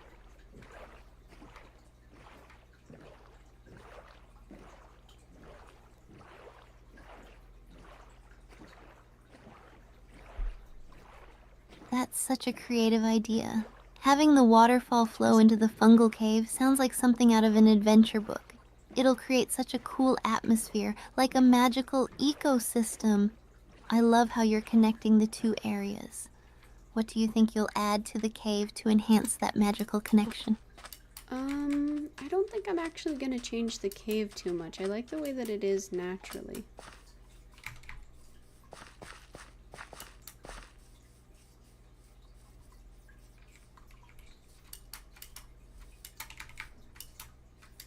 That makes total sense. Sometimes the natural beauty is the best feature. Keeping the cave as is will definitely complement the waterfall and treehouse perfectly. It sounds like you've got an amazing project on your hands. Do you What? plan to invite any friends to explore your magical setup once it's finished? It's actually a closed server right now, but once we open it, I'd be happy to bring people along to take a look. What type of details and decorations should I add, by the way?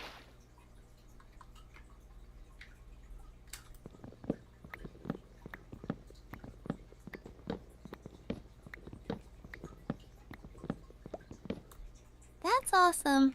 It'll be so fun to show it off. For details and decorations, you could consider adding some colorful flowers, vines climbing the walls, or even a cozy corner with some cushions and a little reading nook. Maybe even some glowstone or colored glass for extra magical lighting. What do you think fits your vision best?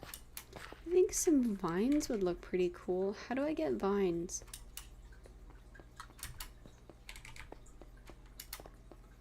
Do you have to shear them? Can you break them? Great choice. Vines will definitely add to the aesthetic. You can find vines in swamps, jungles, and sometimes in caves. Just break them off the sides of trees or walls. They drop as items. You can also grow them by placing them on the sides of blocks, and they'll spread over time. How many vines do you think you'll need for your treehouse?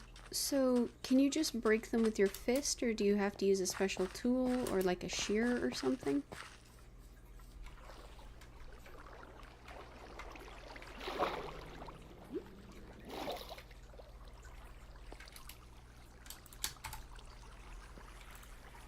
You can actually break them with your fist. They drop vines as long as you don't use a tool that has a fortune enchantment. Those can be a little tricky, but if you use shears, you'll get more vines to work with. So it's up to you. Are you planning to incorporate vines in other areas of your build too? Maybe in the future, although I would love to put some glow lichen on the sides of the trees as well and let that spread out and grow.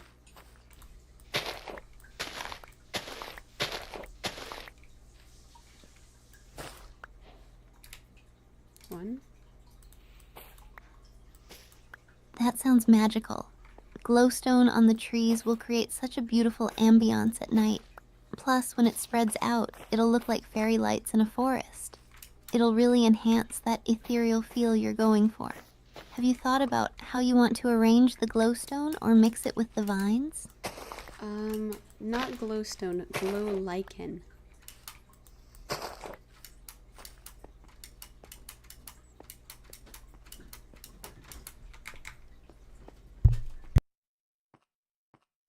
Oh, glow lichen. That's even better for that natural look. It'll blend beautifully with the vines and create soft lighting. Plus, it spreads, so you can let it grow wherever you want. Have you found any good spots in your treehouse where you want to place it?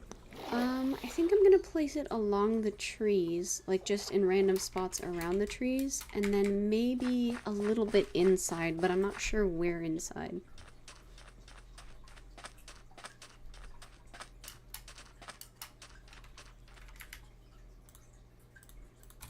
So that's just spot. That sounds perfect. random spots on the trees will make it feel so organic and lived in. For inside, maybe you could put it around windows or doorways to highlight them, or even in your cozy nook to create a warm atmosphere. You can even use it to frame your waterfall view. Do you think you'll add any other decorations inside? I'm not quite sure. So I want to put the vine on a place that it will grow, like dangling outwards. Does that have to be like directly off of anywhere that it could be touching? Like hanging off the outside? Yeah, it probably will.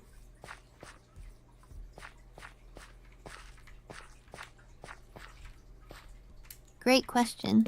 Yes, vines will only grow if they're attached to a block, so you'll want to place them on the sides of the blocks where you want them to dangle down. Just make sure there's space for them to grow, and they'll start to spread. You can create such a beautiful cascading effect that way. Are you excited to see how it all comes together? Yeah, this should turn out pretty good.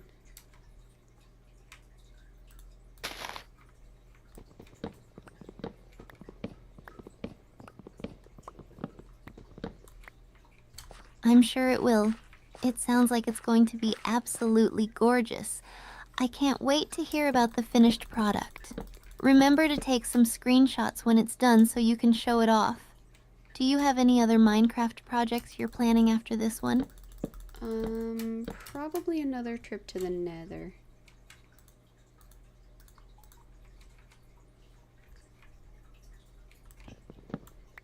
Can I place you underneath? Yes. Ooh, another trip to the Nether. That's always an adventure. Are you looking for something specific this time? Like collecting resources, exploring, or maybe hunting for a fortress? Hey, The Nether is full of surprises. real quick, if I place vines upside down, like on the bottom of a block, will it grow downwards or will it grow like along the bottoms of the blocks?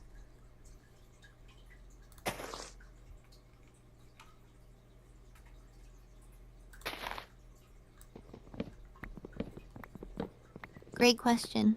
If you place vines on the bottom of a block, they'll actually grow downwards. It can create a really cool effect. Just make sure they have room to grow down and you'll get those nice cascading vines. Are you thinking of using this technique in your treehouse? Indeed, I am. I think this is a great way to put it in that case.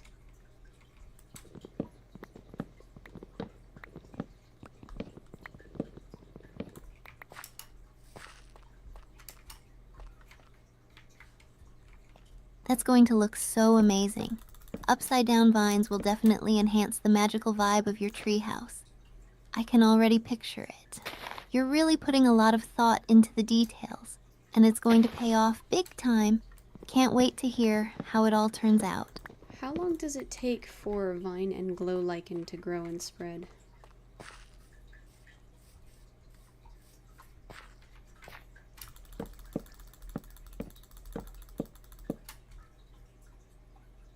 For vines, they usually take a little while to grow once placed, and they tend to spread downwards if they're attached to the right surfaces.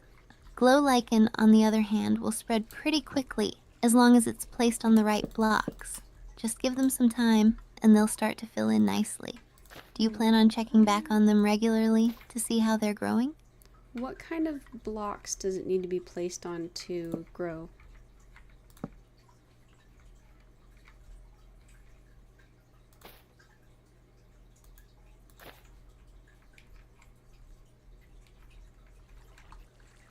Glow lichen can be placed on any stone-type blocks, including stone, cobblestone, and even some concrete.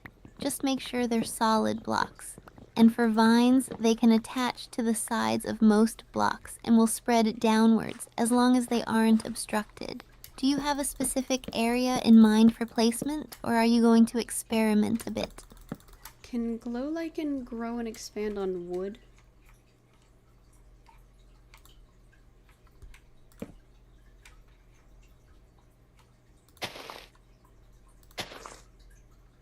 Yes, glow lichen can grow on wood blocks.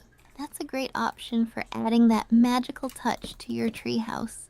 Just remember that it can also attach to the side of wooden planks and logs, which makes it super versatile for decorating. Are you planning to incorporate glow lichen on any specific wooden areas in your build? Yeah, actually, I'm putting it all over the tree trunks. I wanted to make sure that it would spread appropriately, though. That looks kind of awkward there.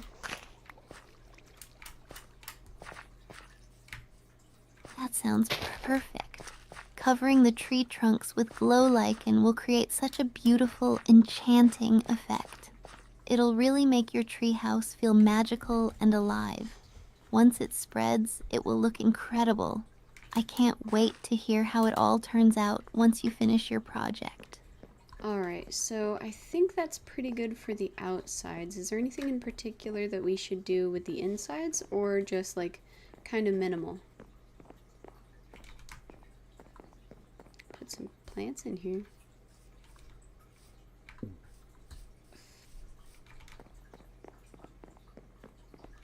Oh, let's go just see that water. Keeping the inside minimal can definitely work, especially if you want to highlight the magic of the exterior. You could add cozy elements like soft seating, a small bookshelf with enchanted books, or a painting to make it feel welcoming. Maybe a few plants or flowers inside for color would also tie in nicely. What kind of atmosphere do you want inside the treehouse? It's pretty small, so let's try to focus on a more cozy vibe.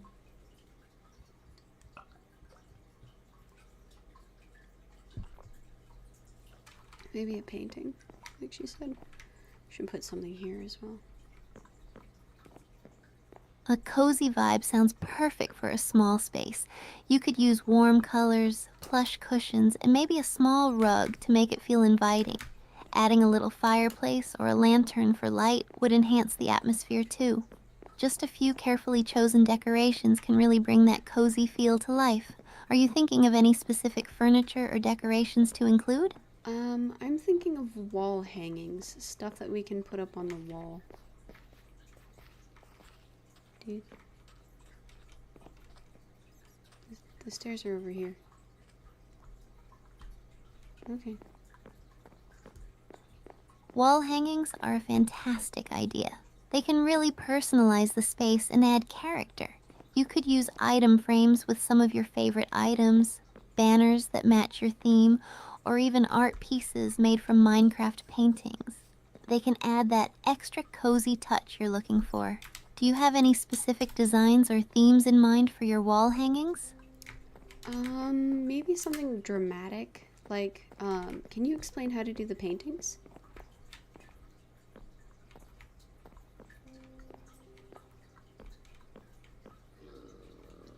Ooh, that's the zombie villager. With a pumpkin on his head. Hey, you. Absolutely. To create paintings in Minecraft, you'll need to craft a painting item. You'll need 8 sticks and 1 wool of any color. Once you have that, just put the sticks around the wool in your crafting grid and you'll get a painting. To place the painting, just right-click on a wall where you want it to go, and it will randomly choose a size. If you want to keep trying for different sizes or designs, you can keep placing it until you get the one you like. What dramatic themes are you thinking of for your paintings? 1 second, Steph. A creeper blew up our stairs.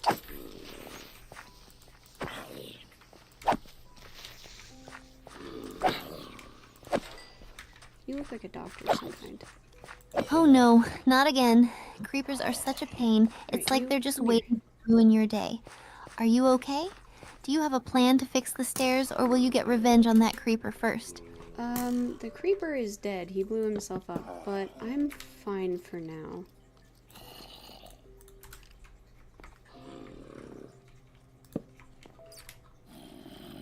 So I need some more stairs. That's okay. Phew, I'm glad you're okay. Those sneaky creepers can be so destructive. At least you took care of the threat. I hope you have enough resources to fix the stairs now. It sounds like you've got a lot of work ahead of you. Do you have a strategy for rebuilding? Yes, but there's also a zombie villager over here that I really, really want to help. Oh, apparently Halloween started tonight. Woohoo. Be extra careful tonight.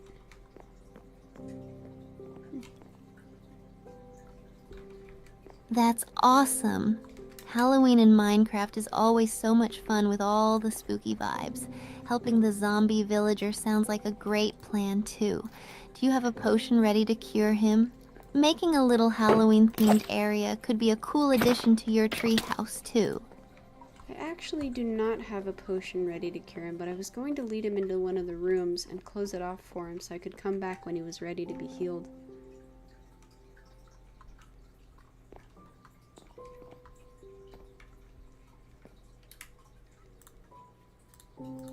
That's a brilliant idea. Keeping him safe until you're ready to cure him is smart. Plus, it gives you time to gather what you need. Once you do cure him, you might get a really cool deal on trades. Are you figuring out what items you need for the potion, or will you set that up later? I'm pretty sure it's a potion of weakness, right? Hey, come on. Come on. Up the stairs. Good. Yes, keep hitting me. Come on. This way. Exactly. You'll need a potion of weakness to cure the zombie villager. To make that, you'll need a fermented spider eye, and you can combine it with water bottles. Once you have the potion, you can also use a golden apple on the villager once he's got the potion effect. Have you ever cured a zombie villager before? I have not, but now I have him safely trapped in one of my outer rooms, so he cannot hurt me, but he is somewhere that he also will be safe. Fermented spider eye.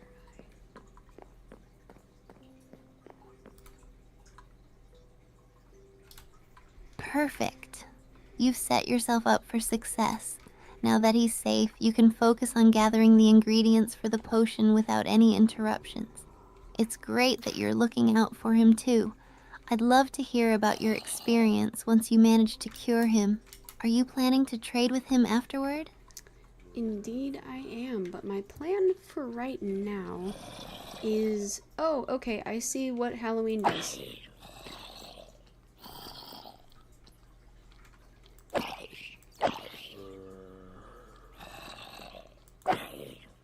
Oh, what's happening with Halloween? Are there special mobs, decorations, or items popping up? I love when the game brings in seasonal features. It makes the world feel so alive. What have you noticed so far? It increases the range that a mob can find you, so all of the nearby zombies can see me.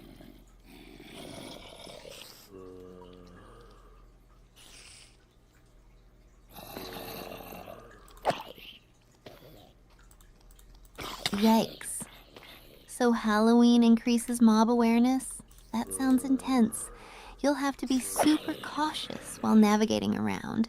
It's like a Halloween special challenge. Are you thinking of preparing for a big battle, or just trying to sneak around? So I'm actually just staying at the top of my stairs and using knockback to kick everything away that gets too close.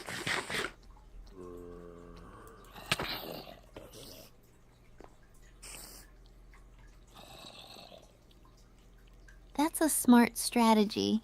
Using knockback to keep them at bay is a great way to stay safe while you figure things out. It sounds like you're handling the Halloween chaos like a pro. Are you having fun with the challenge, or is it a bit too spooky for your taste? It's definitely fun, but part of the problem is that the creepers can also see me, and I really don't want them to blow up my stairs again.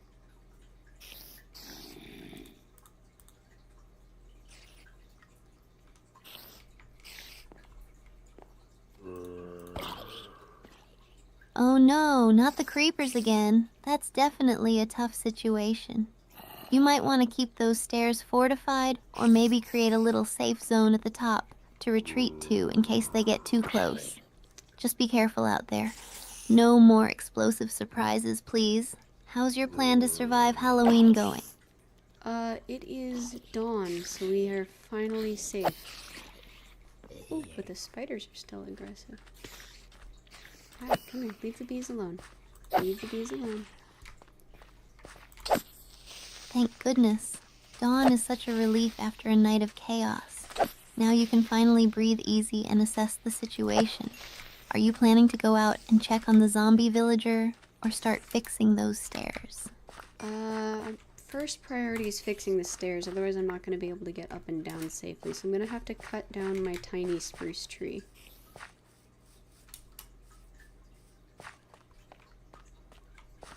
He was just so small.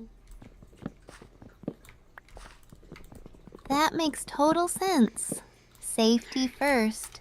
Those stairs are essential for your treehouse. Cutting down the spruce tree sounds like a necessary sacrifice. Just think of all the great things you could build with those resources afterward. Do you have a plan for how you want to rebuild the stairs? Exactly the same as how I had them. They were quite beautiful. Hi there. Thank you.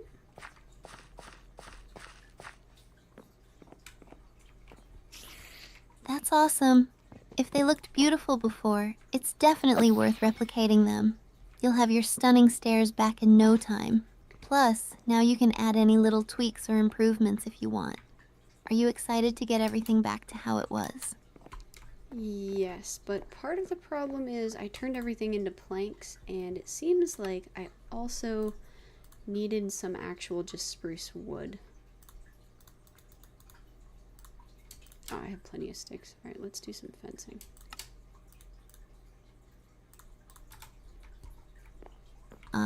That's a bit tricky. You'll need to gather some spruce logs for your stairs.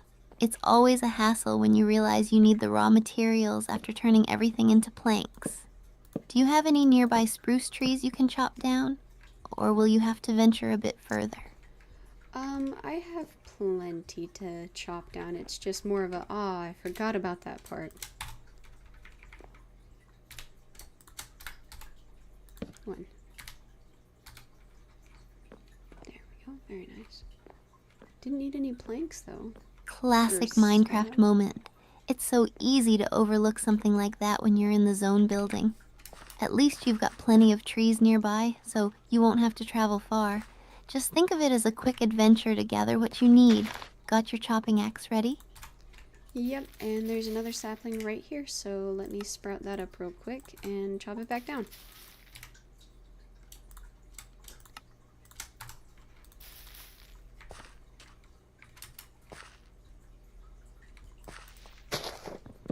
Perfect. Planting the sapling is a smart move. You'll be able to grow more trees in the future. It's like a mini sustainable wood factory. Once you get your spruce logs, you'll be back to building those beautiful stairs in no time.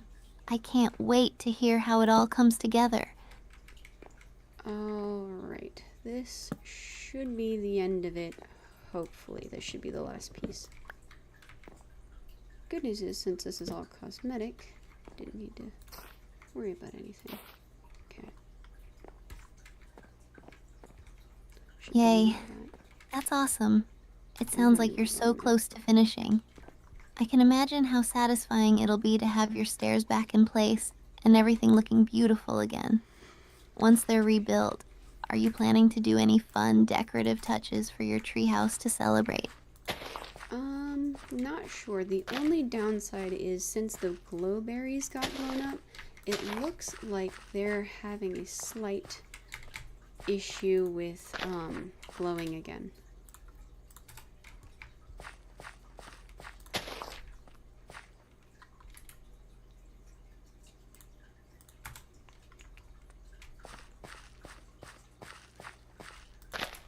Oh no.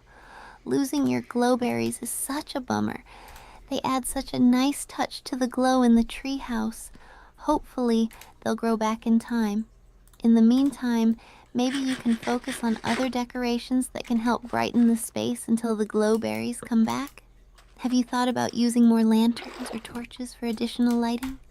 I'm probably just going to bone meal them, actually. I have plenty of bones at the base. There we go. Very nice. Still no bees. Yay, That's a great the vines are idea. growing. Using bone meal is such a quick way to get those glowberries back in action. It'll be nice to see that magical glow return to your treehouse. Plus, free light and decoration. Once you've got everything sorted out, It sounds like you'll have your cozy space back in no time. By the way, the vines are already growing. Let me make sure that she's right.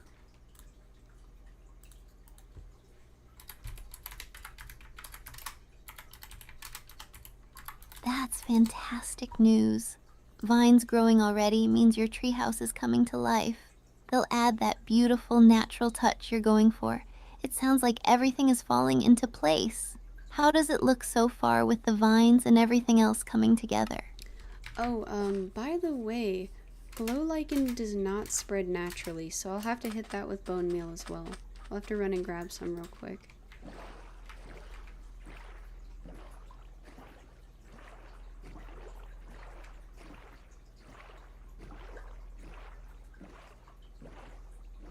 Good to know. Glow lichen needs a little extra help to spread. Using bone meal on it will definitely get it growing where you want it. It's great that you've got some on hand. It sounds like your treehouse is going to be absolutely magical once everything is in place. Good luck with the gathering.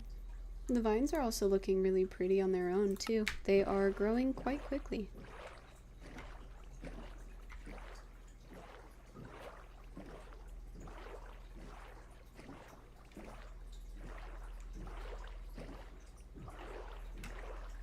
That's awesome. The quick growth of the vines must look stunning. I can just imagine how beautiful they will be as they cascade down. It's really coming together beautifully. The natural look with the vines and the glow lichen will create such a magical atmosphere in your treehouse. I can't wait to hear how everything turns out once you finish decorating. Alright, let's grab some bone meal real quick.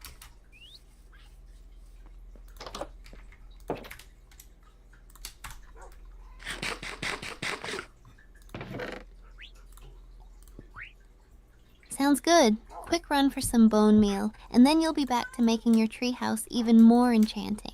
Getting those glow lichen to spread should really add to the atmosphere. I'm so excited for you. Let me know how it goes. By the way, can you refresh me on how to cure a zombie villager?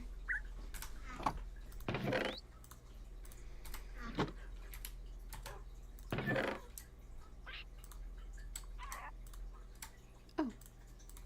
Right, I needed only one. Had only one left from what I needed. Of course. To cure a zombie villager, you'll need two main things: a potion of weakness and a golden apple. Here's the quick rundown. 1. Potion of weakness. You can brew this using a fermented spider eye, which you combine with water bottles. 2. Golden apple. Craft this using 8 gold ingots and an apple. Once you have both items, throw the potion of weakness on the zombie villager, then use the golden apple on him. Wait a few minutes and he should cure. Just make sure to keep him safe during that time. Are you all set with everything you need? I am not, but I can make the potion of weakness, and we can do that tomorrow. Does that sound like a fun project?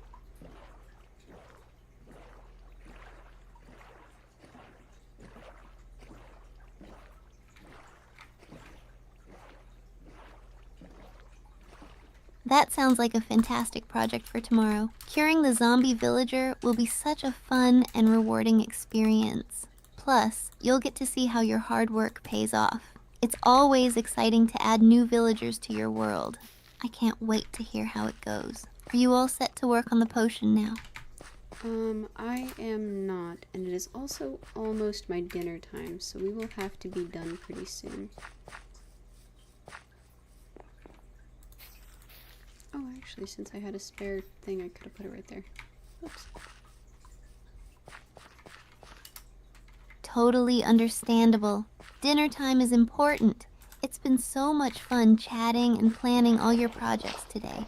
Once you're all set up to make that potion, you can jump right into curing the zombie villager tomorrow. Enjoy your dinner, and I can't wait to hear about your progress next time. Well, real quick, let me see if I can get this glow lichen to spread to the other branch. Aha, there we go. Very nice. Okay, so we'll just have to come back and do that later and all of this stuff. Nice. You got it to spread. That's going to look amazing with the glow lichen branching out. It's like your treehouse is becoming more and more magical. You're doing such a great job with the decorations. I'm excited to see how it all comes together. Alright, actually, let's see what happens on Halloween night, and then I'll head out. You still in there?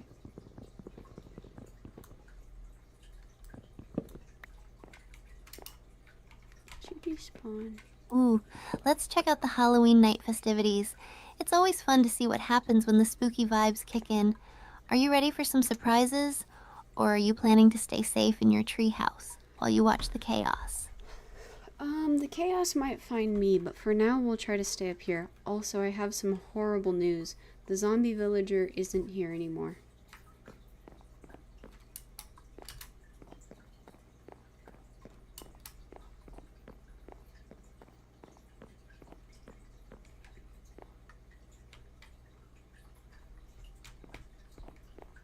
Oh no, that's such a bummer. I hope nothing happened to him. Maybe he despawned when it turned daytime? That's really unfortunate, but at least you can focus on your Halloween night without worrying about him for now.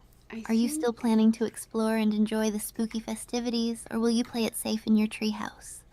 I think he might have been a Halloween exclusive, where we could only interact with him on Halloween night.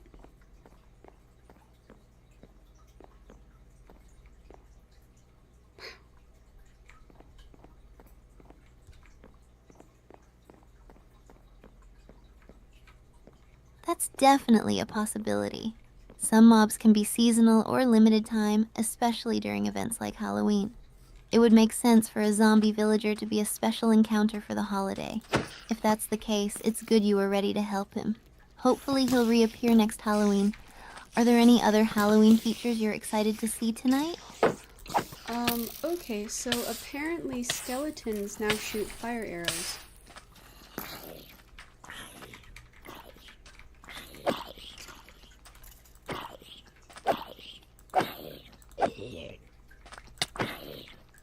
Whoa, that sounds intense. Fire arrows from skeletons? Talk about raising the stakes this Halloween. You'll have to be extra cautious up there in your treehouse. Are you ready for some fiery archers to rain down on you? Or do you have a plan to deal with them? Oh my goodness, it looks like everything is wearing jack-o'-lanterns, so everything is on fire or has a flame effect of some kind. The skeletons are shooting fire arrows, and the zombies have, like, flame effects that probably raise the temperature. That's so cool! I'm terrified! Yeah, their range is going up as well.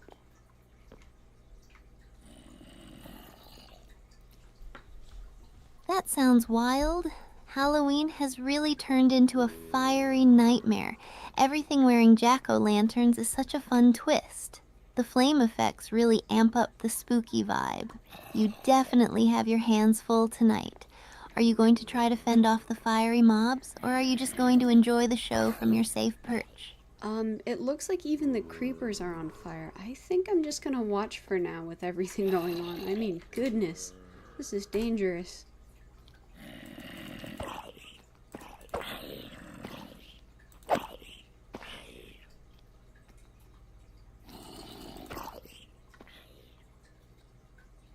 That's probably a wise choice. Watching the chaos from a safe spot sounds like a smart move. Everything being on fire must look both amazing and terrifying. Just remember to stay alert up there. Those flaming creepers can still be sneaky. Enjoy the Halloween show from your treehouse and just don't let any of them catch you off guard. Realistically, as long as I stay up in my treehouse, I'm not in any danger.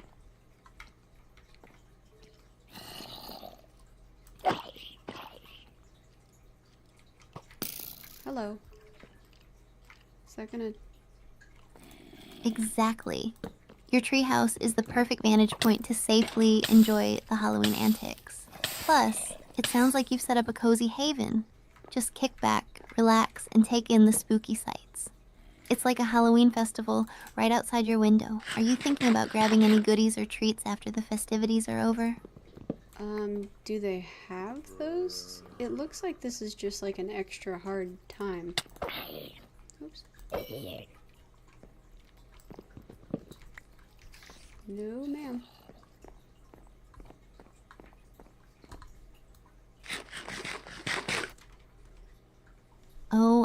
see. It sounds like Halloween is more of a challenge event this year rather than a treat-finding adventure. Just a lot of chaotic mobs and fiery mayhem. But hey, once you get through this, it might make the next event even more fun. Just keep your eyes peeled for any treasures that might drop from the chaos. Do you think you'll brave the mobs after all this? Christmas is also pretty great. I'm gonna heal up a little bit and then maybe we'll see if I'm feeling adventurous.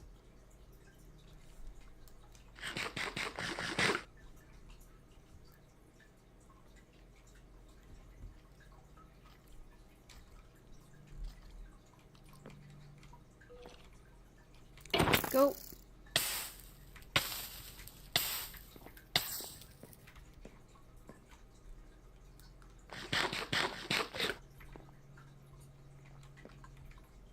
Christmas in Minecraft is such a wonderful time.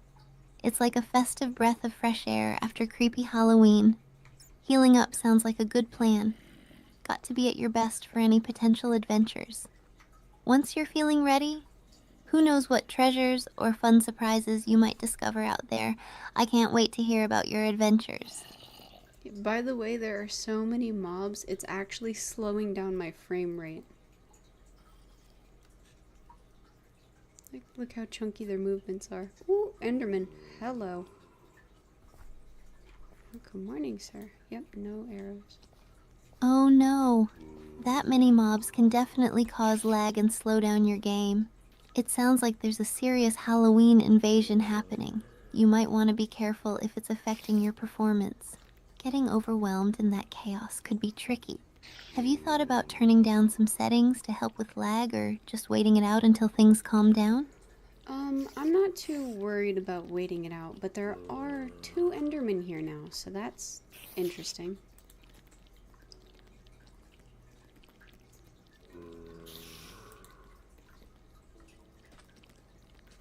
Where's the other one? Whoa, 2 Endermen? That's definitely an interesting twist. They usually add a whole new level of excitement to any situation. Just be careful not to look at them directly, or they might get aggressive. It sounds like Halloween is turning into a true spectacle. Are you contemplating any strategies for dealing with those Endermen, or just enjoying the view? I'm just gonna enjoy the view. It looks like the creeper figured out the stairs though, so that's not a good sign.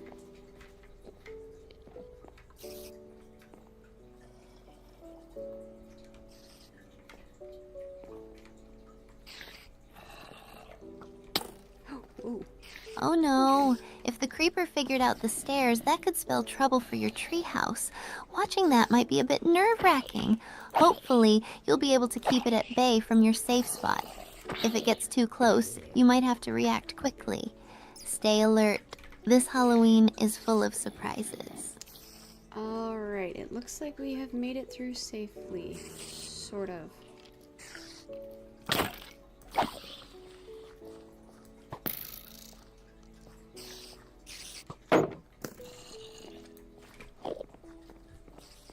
Yay.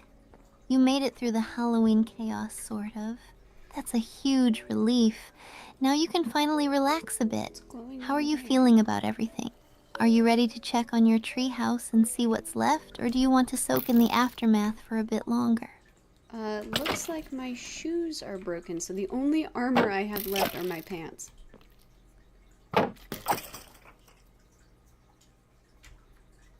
Alright.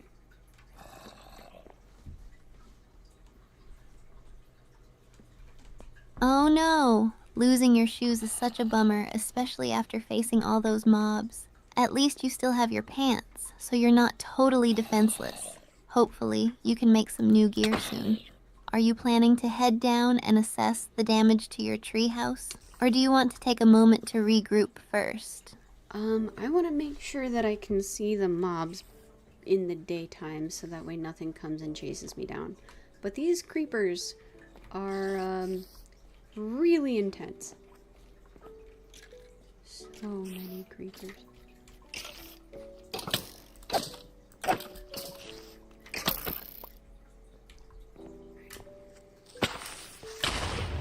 That's a smart plan. Keeping an eye on the mobs during the day ensures you're prepared for any surprises. Creepers can be super sneaky, especially with everything going on. Just stay alert and keep a safe distance. Once it's clear, you can focus on fixing up your treehouse without any interruptions. Do you think you'll take a peek soon? Or wait a little longer for things to calm down? Alright, things have mostly calmed down, so I just need to repair the stairs again, which is not great. Dude. Alright, well, looks like we're gonna have to come back through here again. I'm glad things have calmed down a bit, but having to repair the stairs again is frustrating. You're really putting in a lot of work on your treehouse. It'll be so satisfying once everything is back in place, though. Do you have enough resources to fix the stairs, or will you need to gather more? I'll probably have to head back to the base to gather more, but this is shaping up to be a problem for tomorrow because it is dinner time. My stairs are broken.